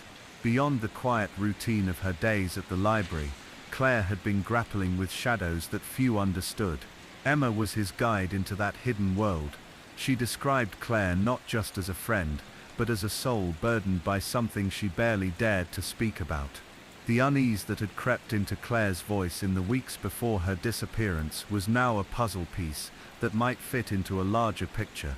Emma recounted their last conversation, the one Claire had hesitated to have, as if fearing the consequences of revealing too much. She had spoken of someone watching her, following her, and of a secret she wished she could escape. The fear in her eyes was unmistakable. Mark asked Emma if Claire had ever mentioned anyone specific, names, places, or people she feared. Emma shook her head. But later, when reviewing text messages recovered from Claire's phone, Mark found a cryptic string of messages exchanged with an unknown contact. The texts were brief, evasive, and contained warnings cloaked in metaphors. The walls have ears, trust no one, and the past is not dead. The detective began to suspect that Claire had stumbled upon something dangerous, something that those around her wanted to keep hidden. But what? And why? Meanwhile, Claire's family struggled to carry the weight of absence. Susan Montgomery had taken to walking the streets at night, hoping to catch a glimpse of her daughter's silhouette against the cold moonlight. Robert worked long hours in silence, the lines of grief etched deeply into his face. They clung to the hope that Claire was alive somewhere, waiting for rescue. As the weeks passed, Mark's investigation uncovered a series of troubling clues within Pine Hollow's tight-knit community. Whispers of a secret society, a clandestine group that wielded influence over the town's affairs, emerged from hushed conversations. This group, it seemed, thrived on fear and control, and many residents avoided speaking of it aloud. Mark began to suspect that this shadowy organization might be the key to Claire's disappearance. But gaining access to such a closed circle required delicacy. Few were willing to talk, and those who did often recanted their stories or offered vague, contradictory accounts. Emma decided to take a risk. She reached out to an old acquaintance, a man named Lucas, who had once been involved with the secretive group, but had since distanced himself. Lucas agreed to meet under the cover of darkness in an abandoned barn on the outskirts of town. The meeting was tense. Lucas's voice was low and guarded as he revealed fragments of Pine Hollow's hidden underbelly. He spoke of rituals and intimidation, of secrets that had festered for decades. He confirmed Claire's fears. She had been seen as a threat because she had begun asking questions, probing where she shouldn't. Lucas warned Emma and Mark to be careful. Those who crossed the group often vanished or were silenced. The same fate, he implied, might have befallen Claire. Back at the station, Mark reviewed every piece of evidence again, trying to connect the dots. He considered the anonymous letter found beneath Claire's floorboard, the one that mentioned watching eyes, and warned to beware those closest. Could someone in Claire's inner circle have betrayed her? The thought was chilling. Mark's suspicions led him to revisit Claire's boyfriend, Daniel Harris, a man who had abruptly left Pine Hollow shortly after Claire vanished. Daniel had been quiet and withdrawn during initial questioning, but his sudden departure raised questions. Tracking Daniel's whereabouts took Mark and Emma on a journey far from Pine Hollow to a neighboring city. When they finally found him, Daniel was a man fractured by guilt and fear. He confessed to knowing more than he had let on, but insisted he had never harmed Claire. Daniel revealed that Claire had confided in him about the group's threats and her growing paranoia. She had planned to leave Pine Hollow to escape, but something had stopped her. Daniel himself had fled after receiving threatening messages, fearing he might be next. His testimony added urgency to the investigation. Claire had not simply disappeared.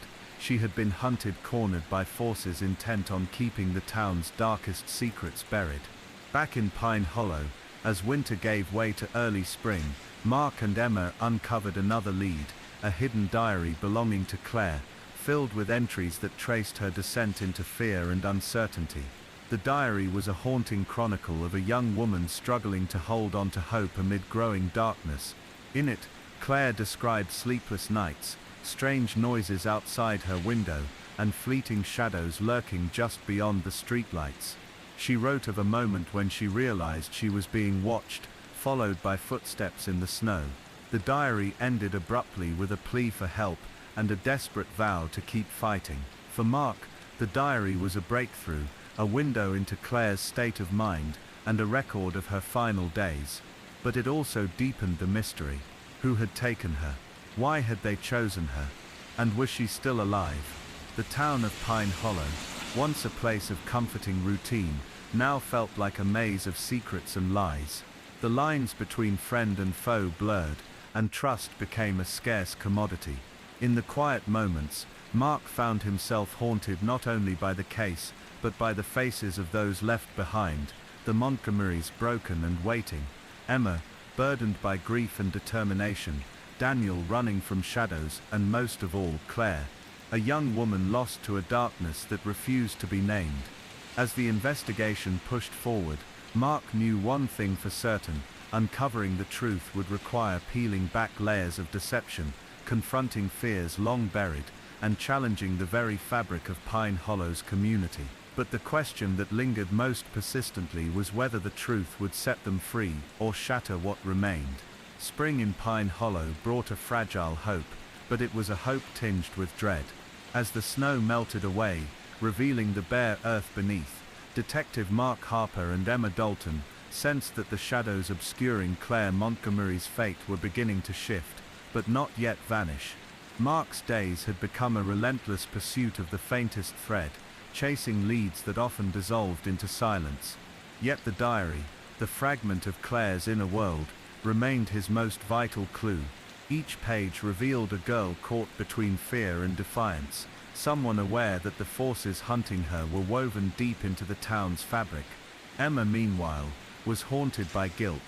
She replayed every interaction, every moment they'd shared before Claire's disappearance. The realization that Claire had suffered in silence, that she had felt isolated even among friends, settled heavily on Emma's heart. She had known Claire's laughter, her kindness, and now was learning of the terror that had shadowed her final days.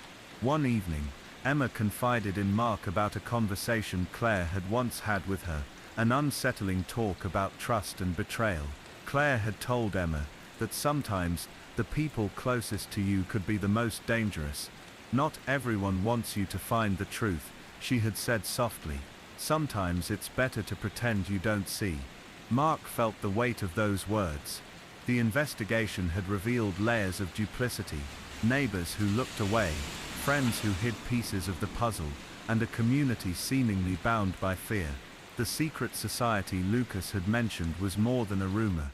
It was a network that controlled Pine Hollow's whispers and shadows. Members included local officials, business owners, and influential families, their power extending beyond public scrutiny.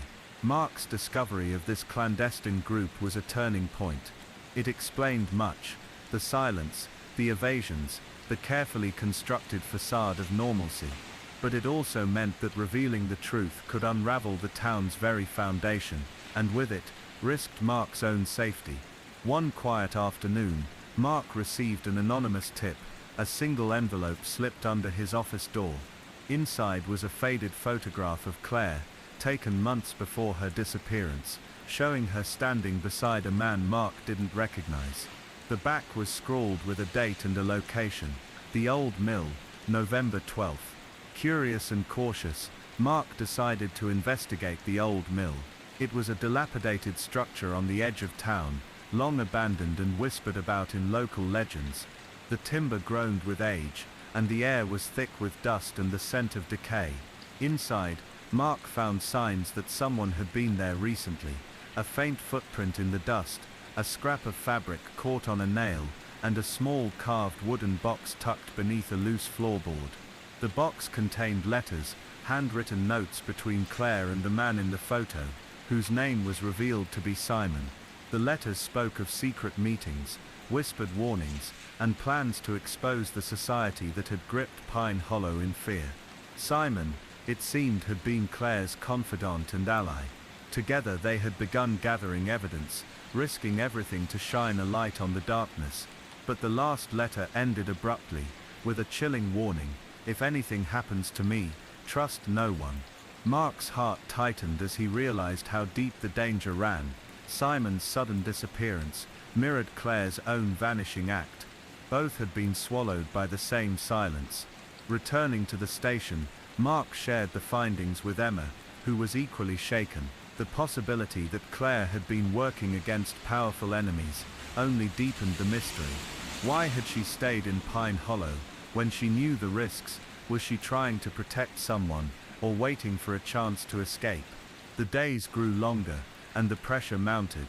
Mark and Emma followed every lead, piecing together the fragments of a hidden war between those who wanted to protect the town's dark secrets, and those who, like Claire and Simon, sought to unravel them.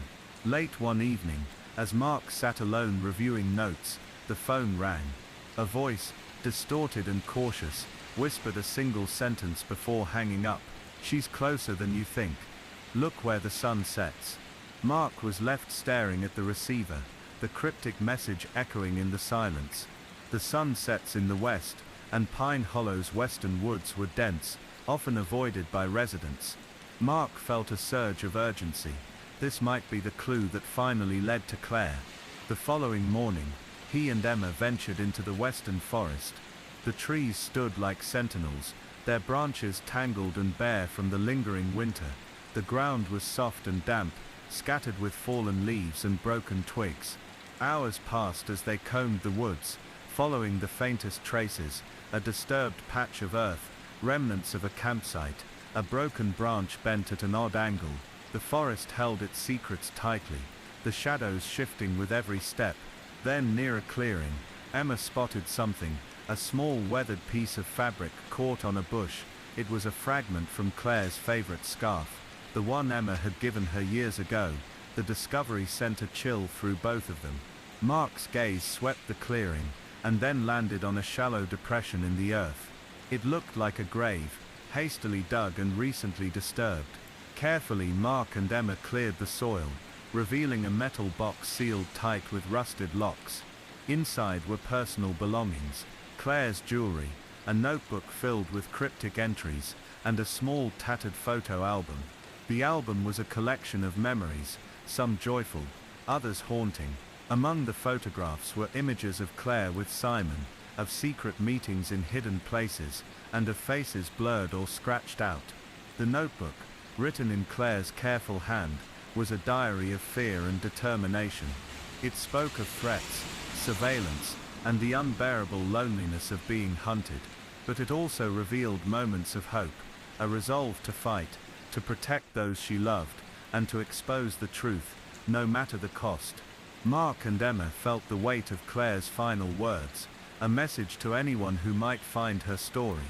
They were a plea for justice, and a warning that the darkness still lingered. Returning from the woods, the reality settled in. Claire's disappearance was no longer just a mystery, it was a testament to courage in the face of overwhelming fear. The impact rippled through Pine Hollow, touching every life and challenging the town to confront its own shadows. The investigation continued, but the trail grew colder with each passing day. The secret society remained elusive, their power and influence protecting them like a shield. Yet Claire's story, her bravery, and her quest for truth endured. For Mark, the case was a reminder that beneath every quiet town lies a complex web of human emotions: fear, love, betrayal, and hope. And sometimes, the greatest mysteries are not just about what happened, but about the lives forever changed by the silence left behind. The cold grip of Pine Hollow's winter had finally loosened, but the chill of uncertainty lingered in the air. Claire Montgomery's story had become a silent echo in the town's streets, spoken in hushed conversations, feared yet unforgotten. Detective Mark Harper and Emma Dalton carried the weight of that story as they pursued the threads Claire and Simon had dared to pull. The discovery in the woods, the box, the diary, the photographs, had stirred something in the community. For some it was a reckoning, for others, a warning. Pine Hollow's careful veneer of safety was cracked, exposing the rock beneath. But despite the courage shown by Mark and Emma, the secret society still held sway. Its members were shadows within shadows, skilled at erasing evidence and silencing dissent. Mark found himself wrestling with the limits of his role. As a detective, his job was to seek facts, to uncover truth. But here the truth was tangled in fear, power, and silence. Each step forward was met with resistance, veiled threats, and vanished witnesses. One afternoon, as he sat in the dim light of his office, Mark received a visit from an elderly woman named Mrs. Harlan, a lifelong resident of Pine Hollow. She was frail, with trembling hands and eyes that spoke of years of guarded secrets. "I knew Claire," she said softly, clutching a faded photograph of the girl with Simon. "She was brave, too brave for this town." Mrs. Harlan's words stirred something in Mark. She spoke of old wounds, of families torn apart by loyalty and fear. She spoke of a time when speaking out was punished, when those who challenged the status quo disappeared, or were ruined. "There are names," Mrs. Harlan whispered. "Names of those who control this town. They watch, they silence, and they protect each other." Claire and Simon threatened that balance. Her warning was clear. The society's reach extended far beyond what Mark had imagined, but it also hinted at hope. Knowing the enemy's face, even in part, was a beginning. Encouraged by this, Mark and Emma compiled a list of suspects, men and women whose influence shaped Pine Hollow's fate. They pursued financial records, property deeds, and secret meetings. The evidence was elusive, but patterns emerged: money funneled through charities, unexplained disappearances, strange late-night gatherings at the local lodge. Meanwhile, Emma continued to reach out to Claire's family and friends. She found a small group of people who quietly mourned Claire's loss but feared speaking openly. Many had been threatened or warned off, but a few, moved by Emma's compassion, shared fragments of Claire's last days, her growing paranoia, the strange phone calls, the shadowy figures she believed followed her. Together Mark and Emma pieced together a timeline that painted a portrait of a girl caught between hope and despair. Claire's final weeks were marked by secret meetings with Simon, attempts to gather proof, and plans to escape. But each step forward was shadowed by the growing realization that she was alone in her fight. One night, Mark received a call from a local reporter named Hannah Cole, someone who had been quietly investigating the case on her own. She had uncovered a series of letters, old typed messages sent between society members, that revealed their tactics: intimidation, bribery, and manipulation. Hannah warned Mark that her own life might be in danger. She had seen her sources disappear, or turn silent, but she was determined to expose the truth, to honor Claire's courage. Mark arranged a meeting with Hannah, at a small cafe on the edge of town. As they talked, a bond formed between them, two people driven by a shared need for justice. Hannah handed Mark a folder filled with documents, photos, and notes. Among them was a chilling confession, written anonymously, detailing a plan to remove Claire and Simon from the equation. The confession spoke of threats, of staged accidents, and of a network ready to protect itself at any cost. Reading the words, Mark felt a deep sorrow for Claire and Simon, young lives sacrificed in a battle far beyond their control. But with this evidence, Mark and Hannah had something tangible, a glimpse into the society's heart. They shared the information with Emma, and together the three formed a quiet alliance.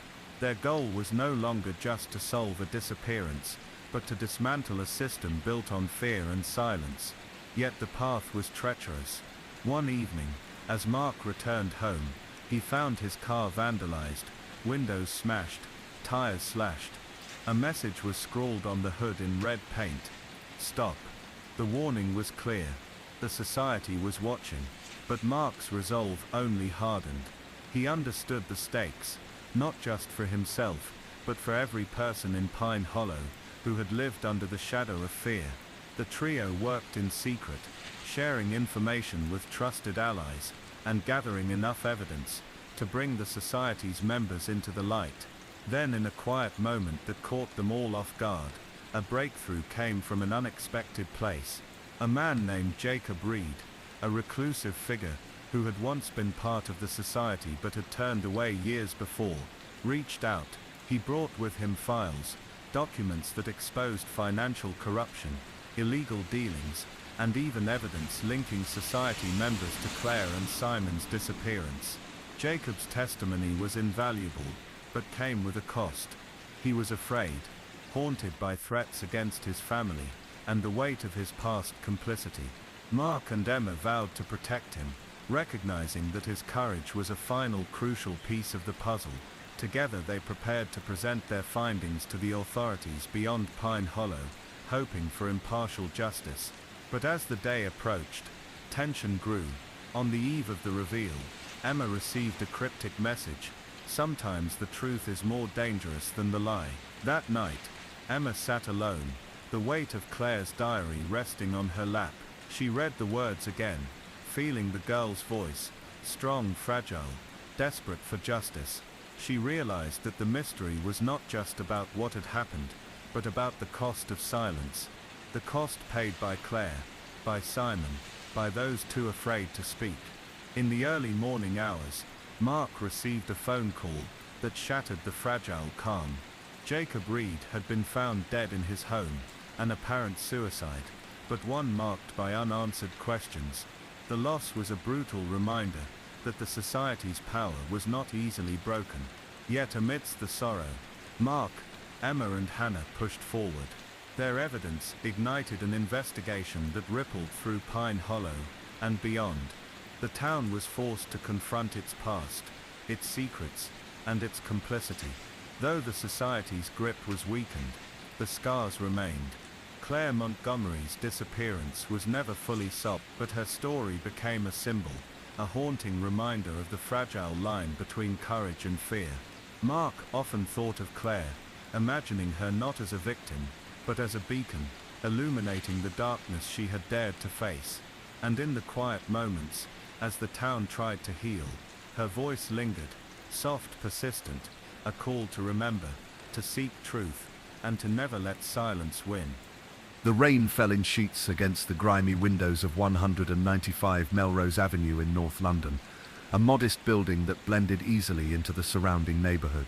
From the outside, there was nothing remarkable about the flat, nothing to suggest that it had once been the final resting place for at least a dozen young men. But for those who would come to learn of the horrors within, it would be remembered not as a home, but as a tomb. Dennis Andrew Nilsen had a way of blending in too. To co-workers, neighbors and strangers on the street, he was ordinary, polite, quiet, even helpful. He worked as a civil servant, had served in the military, and generally kept to himself. He owned a dog named Bleep, enjoyed classical music, and kept his flat relatively clean, at least by appearances. But beneath the surface of this unassuming man was a world few could imagine.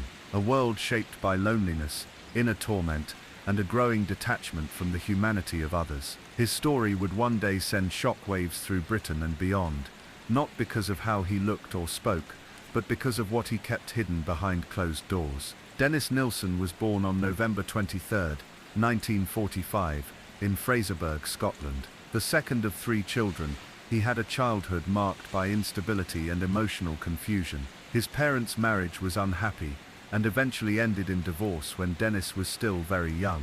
His father, a Norwegian soldier, left the family and had little further contact with his son. Dennis clung instead to his grandfather, who was by all accounts the most nurturing figure in his early life. But when his grandfather died suddenly, something inside Dennis began to unravel.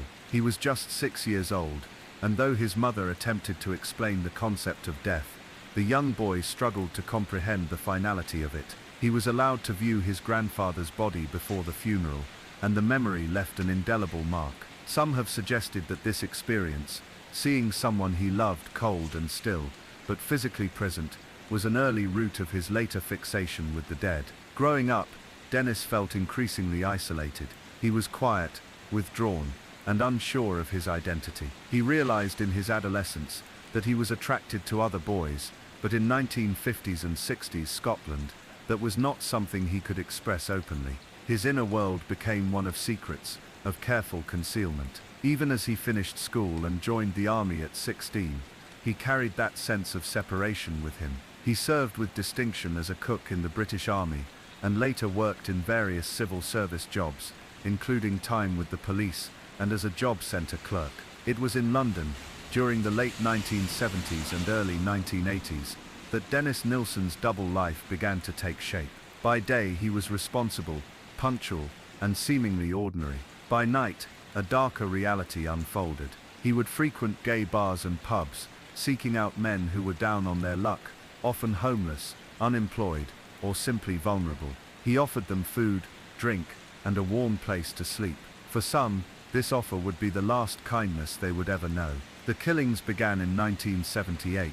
His first known victim was a young man named Stephen Holmes. Nilsen had met him at a pub and brought him home. The following morning, gripped by a terrible fear of abandonment and loss, Dennis panicked. As Holmes stirred in bed, Nilsen attacked him, strangling him with a necktie until the life slipped out of his body. What followed was not merely an attempt to dispose of the evidence, but something far more disturbing. Nilsen kept the body, washed it, dressed it, and spoke to it as though it was still alive. Over the next 5 years, at least 12 more men would die at Nilsen's hands, though he later claimed the number could be as high as 15 or 16. Each killing followed a similar pattern. He would lure the men to his flat with promises of safety and comfort. He would cook for them, offer drinks, engage in conversation, but as they drifted to sleep, or became too intoxicated to resist, Nilsson would strangle them. Sometimes he used a ligature, other times his bare hands. Afterward, he did not immediately dispose of the bodies. Instead, he would keep them, sometimes for days, sometimes longer. He would bathe them, pose them, even sit them on the sofa beside him as he watched television. In his twisted mind, they were companions, not corpses. They couldn't leave him, they couldn't reject him. They were quiet, still, and his. Eventually, decomposition forced him to act. In his first residence, 195 Melrose Avenue, he would dismember the bodies and burn the remains in the back garden. He took care to place rubber tires over the fire to mask the smell. But when he moved to a new flat at 23 Cranley Gardens, an upper-floor residence with no garden, his methods became riskier. He attempted to boil flesh off the bones, to flush remains down the toilet, to store body parts in plastic bags under the floorboards. It was here in Cranley Gardens that his crimes began to unravel. In February 1983, a plumber was called to investigate complaints of blocked drains at the building. What he found was not a routine clog. Human flesh and small bones were discovered in the pipes, remnants of Nilsson's desperate attempts to hide the evidence. The police were notified, and the very next day, they arrived at Nilsson's flat to ask questions. Dennis did not run, he did not lie. Instead, he calmly told them, "It's a long story, it goes back a long time, I'll tell you everything," and he did.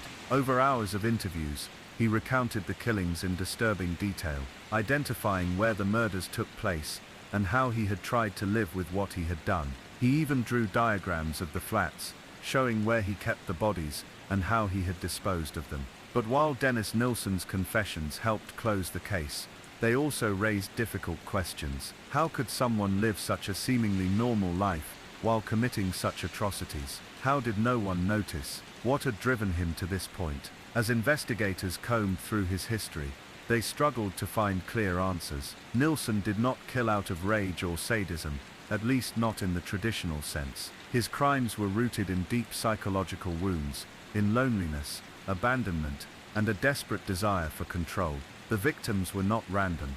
They were young men like him, men he felt connected to. But that connection in his mind could only be preserved in death. He was charged with 6 counts of murder and 2 of attempted murder, though he confessed to many more.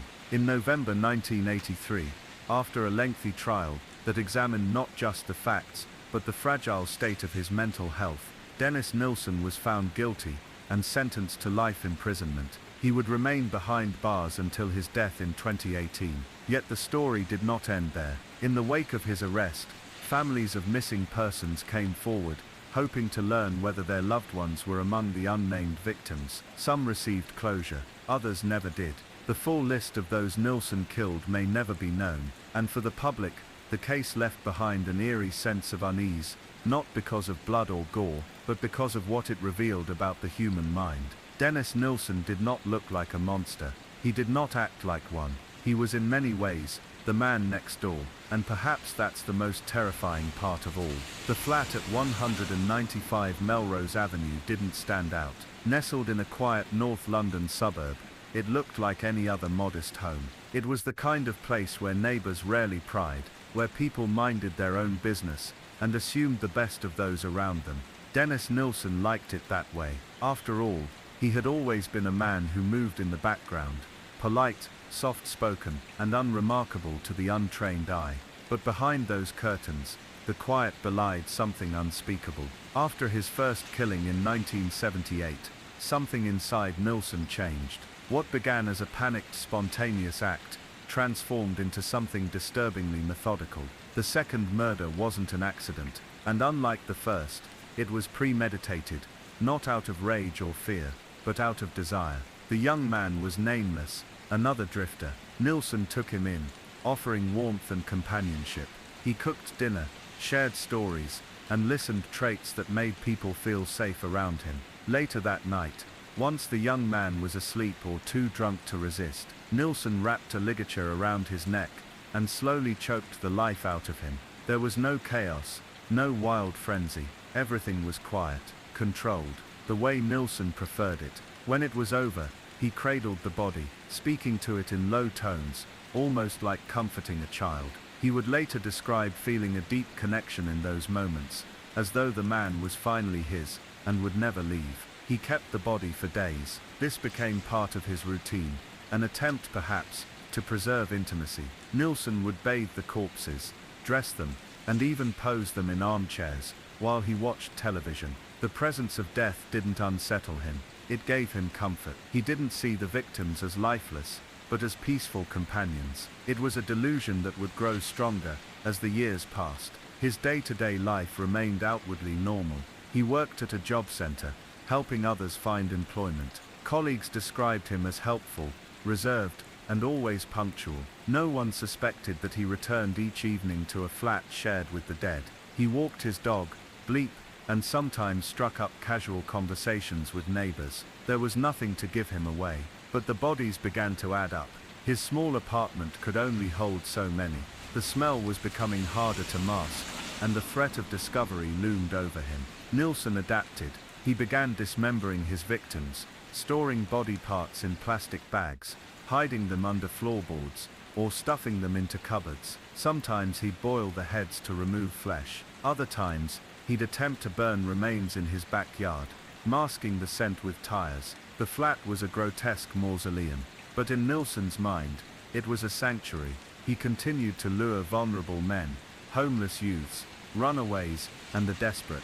He'd meet them at pubs or on the street, offer a place to sleep, food and a sense of safety. They rarely refused. In the late 1970s and early 1980s, many of these young men were invisible to society. No one came looking when they disappeared. That invisibility is what allowed Nilsson to keep killing. By 1981, the situation was becoming untenable. The flat stank of rot, flies clung to the curtains, and neighbors began to complain. Nilsson, ever aware of his precarious position, knew he needed to relocate. He moved into a new flat at 23 Cranley Gardens, a top-floor unit with less space, and crucially, no backyard to dispose of remains. His killing slowed at first, but the urges never left him. The need for control, the loneliness, the fantasy of eternal companionship, they crept back in.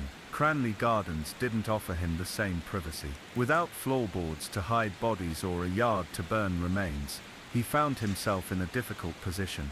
But when he killed again, he attempted a new method of disposal, flushing remains down the toilet. It was a desperate, flawed plan. Human tissue clogged the pipes, causing backups in the building. Other tenants noticed the foul smell and called a plumber. What followed was the beginning of Nilsson's downfall.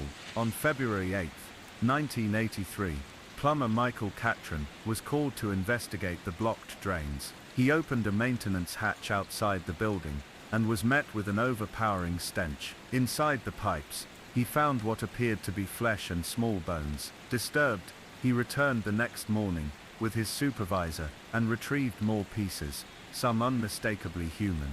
The police were called, officers arrived, and were directed to the top-floor flat. Nilsson answered the door calmly. When asked about the remains, he didn't run or deny. Instead, he sighed and simply said, "It's a long story, I'll tell you everything." They entered the flat, and were immediately hit by the smell of bleach and decay. In plastic bags and cabinets, police found body parts, heads, limbs and torsos, all carefully wrapped and stored. Nilsson was arrested on the spot. Over the next several days, he confessed to killing at least 15 young men over the span of 5 years. He gave detailed descriptions of his crimes, even sketching layouts of how he disposed of bodies. But names were harder to provide. Many victims remained unidentified, and some were never found. Nilsson claimed he didn't always know who they were. They came and went, shadows in a lonely man's life, erased by the silence that followed their deaths. The arrest sent shockwaves through the country. Newspapers exploded with headlines about the Muswell Hill murderer. But behind the media frenzy was a deeper sadness, a realization of how many vulnerable people had slipped through the cracks, how many lives had been forgotten until it was too late. As the investigation deepened, the grim reality of what happened inside both Melrose Avenue and Cranley Gardens became clearer. Forensic teams worked tirelessly to piece together bones, identify remains, and match Nilsson's confessions with missing persons cases. Some families finally received answers after years of silence. Others would never know what happened to their sons, brothers or friends. The trial was set for late 1983. Nilsson was charged with 6 counts of murder and 2 of attempted murder. He pleaded not guilty by reason of diminished responsibility, claiming he suffered from mental illness and didn't fully comprehend the weight of his actions. But the jury saw otherwise. The testimonies were harrowing. Survivors of Nilsson's attempted murders described waking up as he strangled them, only to be released or resuscitated moments before death. Others shared tales of near misses, nights spent in his flat that could have ended differently. The prosecution painted a picture of a man who was calculating, manipulative, and fully aware of his choices. The defense tried to evoke sympathy, pointing to Nilsson's isolation and inner torment. But in the end, the verdict was clear. Dennis Nilsson was found guilty and sentenced to life in prison, with a recommendation that he never be released. He would spend the rest of his days in solitary reflection, reportedly writing thousands of pages of memoirs, drawing, and occasionally corresponding with journalists. He died in 2018, alone, after complications following surgery. But even after his death, questions linger. What drove a man like Nilsson to kill? How many victims truly lay in his wake? And how could someone so ordinary become the vessel for something so unthinkable? The echoes of Dennis Nilsson's trial lingered long after the judge banged the final gavel. For the families of the victims, justice was bittersweet. Nilsson had been convicted and sentenced to life in prison, yet so many questions remained unanswered. The precise number of victims was still unclear. While he admitted to at least 15 murders, only a fraction of those could be tied to identified individuals. And even now, after months of painstaking forensic work, some families would never learn if their missing loved one had fallen into the clutches of the man who once lived quietly at 195 Melrose Avenue, and later at 23 Cranley Gardens. The courtroom had been filled with a heavy, suffocating tension. Day after day, witnesses took the stand to recount unspeakable things. Former co-workers described Nilsson as mild-mannered and reliable. Former neighbors, still in disbelief, spoke about the smells they once attributed to clogged drains or pets gone astray. Survivors, those rare few who had escaped his grip, shared harrowing testimony, some with a shaky voice, others with quiet, repressed rage. But it wasn't just about the facts. There was something deeper in the room, a collective reckoning with the horror of what Nilsson had done, and how he'd managed to do it for years without detection. There was a sharp national discomfort in realizing that this wasn't a criminal mastermind, or a shadowy stranger lurking in dark alleys. It was a soft-spoken man with a dog, who drank pints at the pub and worked at a job center. The realization hit like a cold wind. The monster had been hiding in plain sight. After the sentencing, Nilsson was transferred to HM Prison Wormwood Scrubs, and later to Full Sutton and other maximum security facilities. He spent much of his time alone. Authorities monitored him closely, especially in the early months, unsure of what to expect from a man who had lived for so long with such grotesque compulsions. Inside, Nilsson seemed oddly at peace. According to guards and prison officials, he adapted quickly to incarceration, almost as if the structure and solitude suited him. He kept journals, dozens of them filling pages with meticulous handwriting. In them, he chronicled his life, his murders, and his thoughts on justice, morality, and death. He never expressed guilt in the conventional sense. Instead, he spoke of confusion, of loneliness, of feeling like he had no other choice. To some, this was just another manipulation, a man trying to intellectualize horror, to give weight to choices that were indefensible. But others saw a different picture. The fragmented mind of someone who had slipped so far into delusion and loneliness that reality no longer held firm boundaries. Outside the prison walls, Britain was still reeling. The Nilsson case forced a national conversation about mental health, isolation, and the vulnerability of marginalized groups, especially young gay men in the late 1970s and early 1980s. Homophobia, both institutional and cultural, had made it easier for Nilsson to operate without scrutiny. Many of his victims were never reported missing, either because they were estranged from family, homeless, or too ashamed to reveal where they had gone. The broader society, uncomfortable with queerness, often looked the other way. In many ways, Nilsen had exploited a blind spot, a space where empathy and justice had been denied to those who needed it most. In the years that followed, activists and advocates pointed to the Nilsen murders as a tragic example of what happens when entire groups of people are pushed to the fringes. If more had been done to protect runaway teens, if missing person reports had been taken seriously regardless of sexuality, if queer lives had been treated with the same dignity as others, might Nilsen's spree have ended sooner? Might some have been saved? There were no easy answers, only the grim recognition that change was overdue. The media, for its part, had been voracious in the immediate aftermath of Nilsen's arrest. Headlines screamed "House of Horrors" and "Monster of Muswell Hill." Tabloids splashed gruesome details across front pages. Photos of the unassuming house on Cranley Gardens became iconic in their banality. Yet over time, the noise faded. New crimes emerged.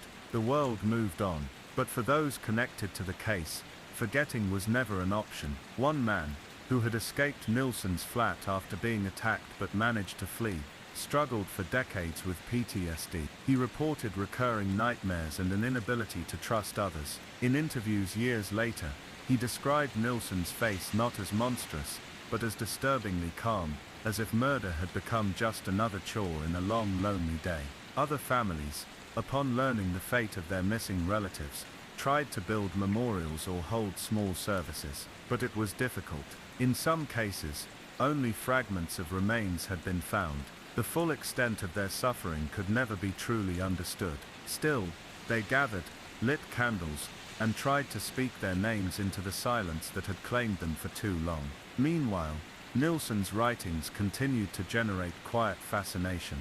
In the 1990s and 2000s, he reached out to journalists, criminologists, and even documentary filmmakers. He shared thoughts on morality, wrote critiques of the prison system, and offered detailed accounts of each killing.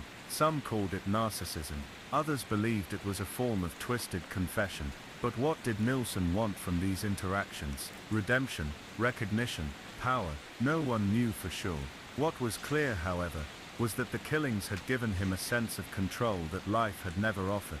In his early life, Nilsen had been rootless, marked by a distant father, a stern grandfather, and years of quiet repression.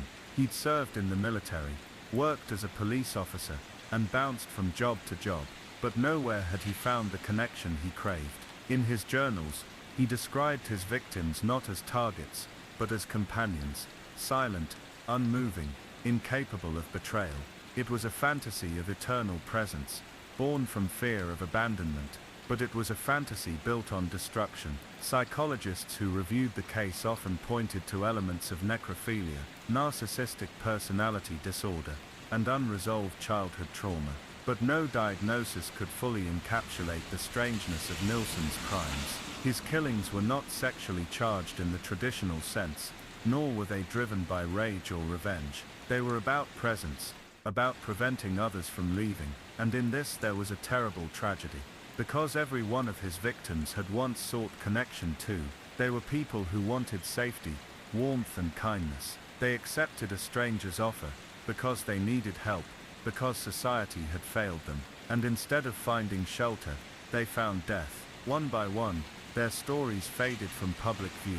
Few documentaries or books focused on their lives. Most retellings centered Nilsen, his psychology, his flat, his rituals, but behind every victim was a life interrupted. Some were artists, others laborers, some had struggled with addiction, others had just lost their jobs. They were human, each with a story worth telling.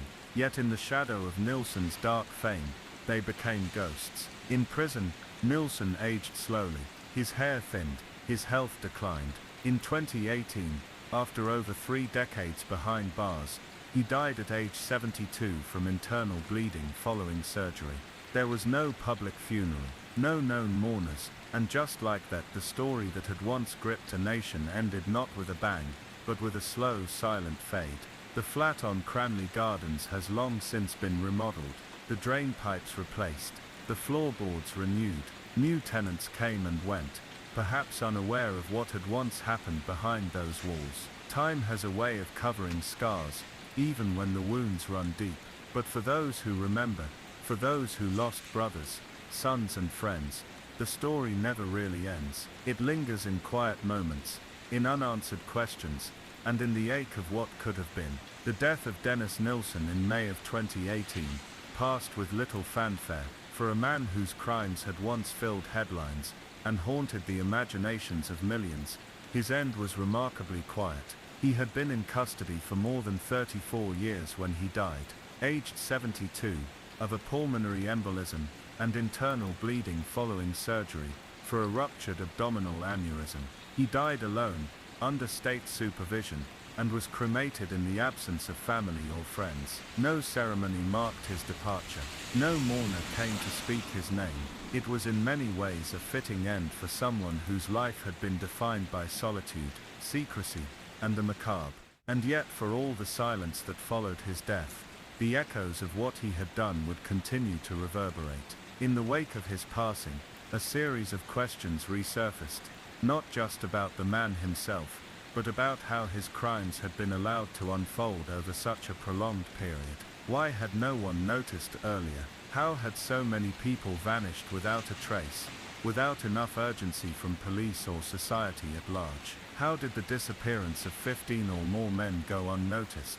The answers were complex, layered with issues that stretched beyond one individual's actions. For all the horror surrounding Nilsen's murders, his crimes had also become a mirror, reflecting uncomfortable truths about society.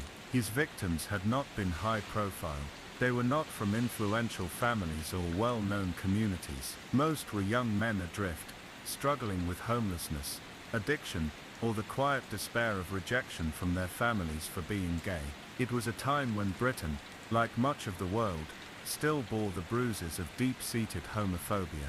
Being openly gay in the late 1970s and early 1980s often meant living on the margins, without legal protection, public sympathy, or institutional support.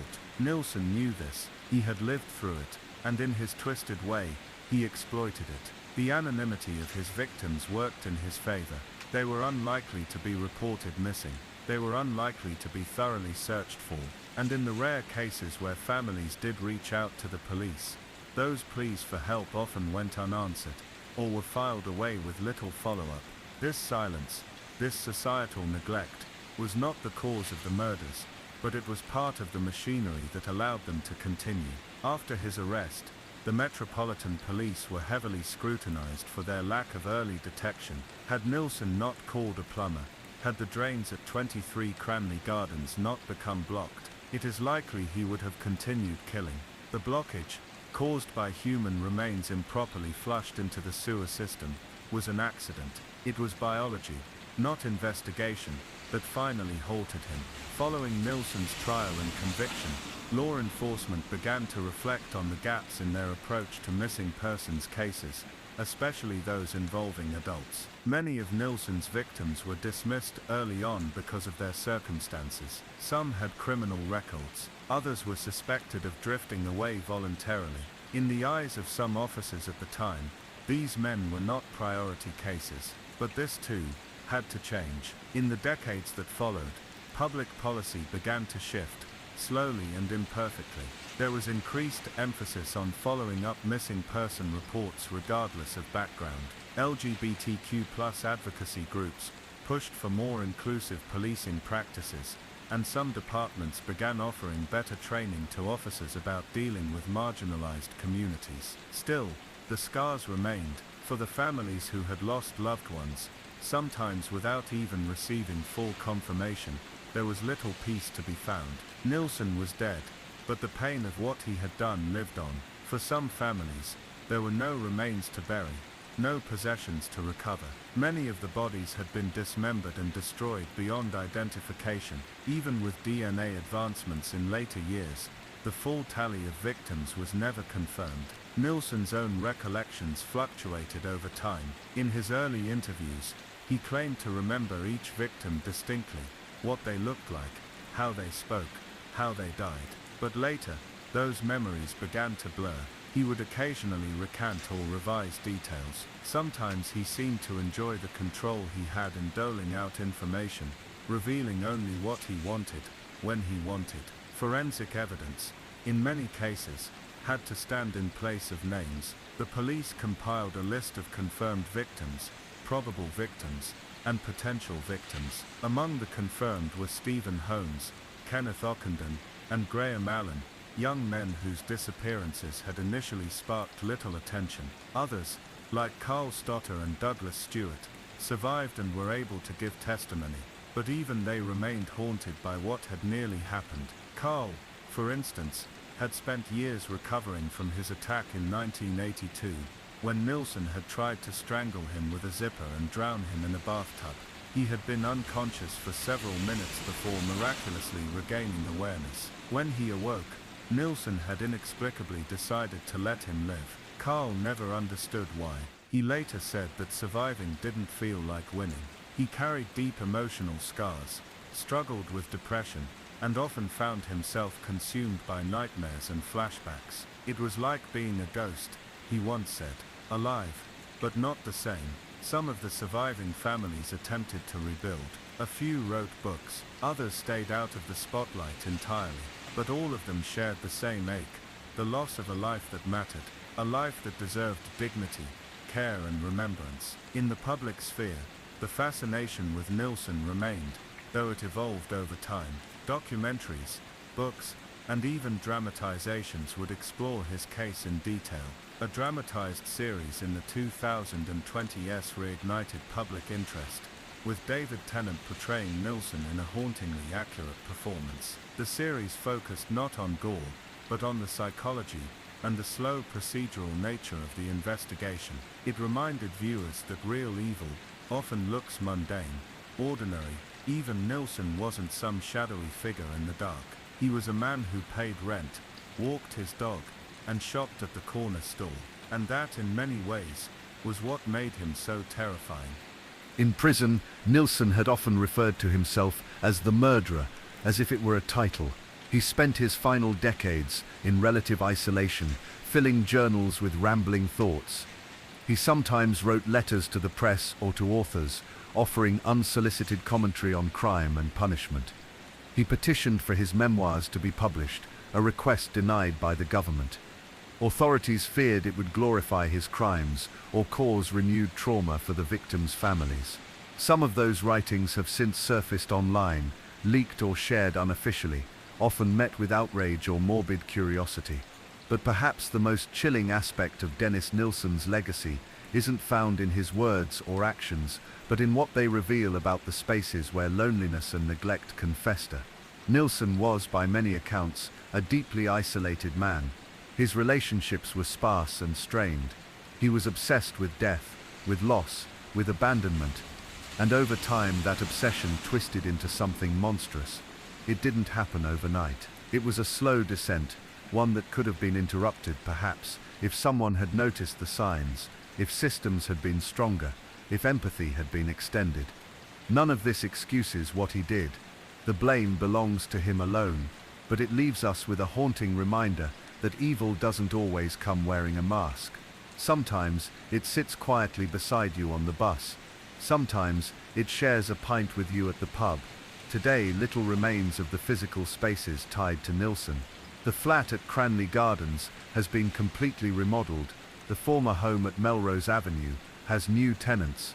The drain pipes have long been replaced, the floorboards pulled up and changed. The city moves on, as cities always do. But the story lingers. In police academies, his case is still studied, both as a cautionary tale and a procedural milestone.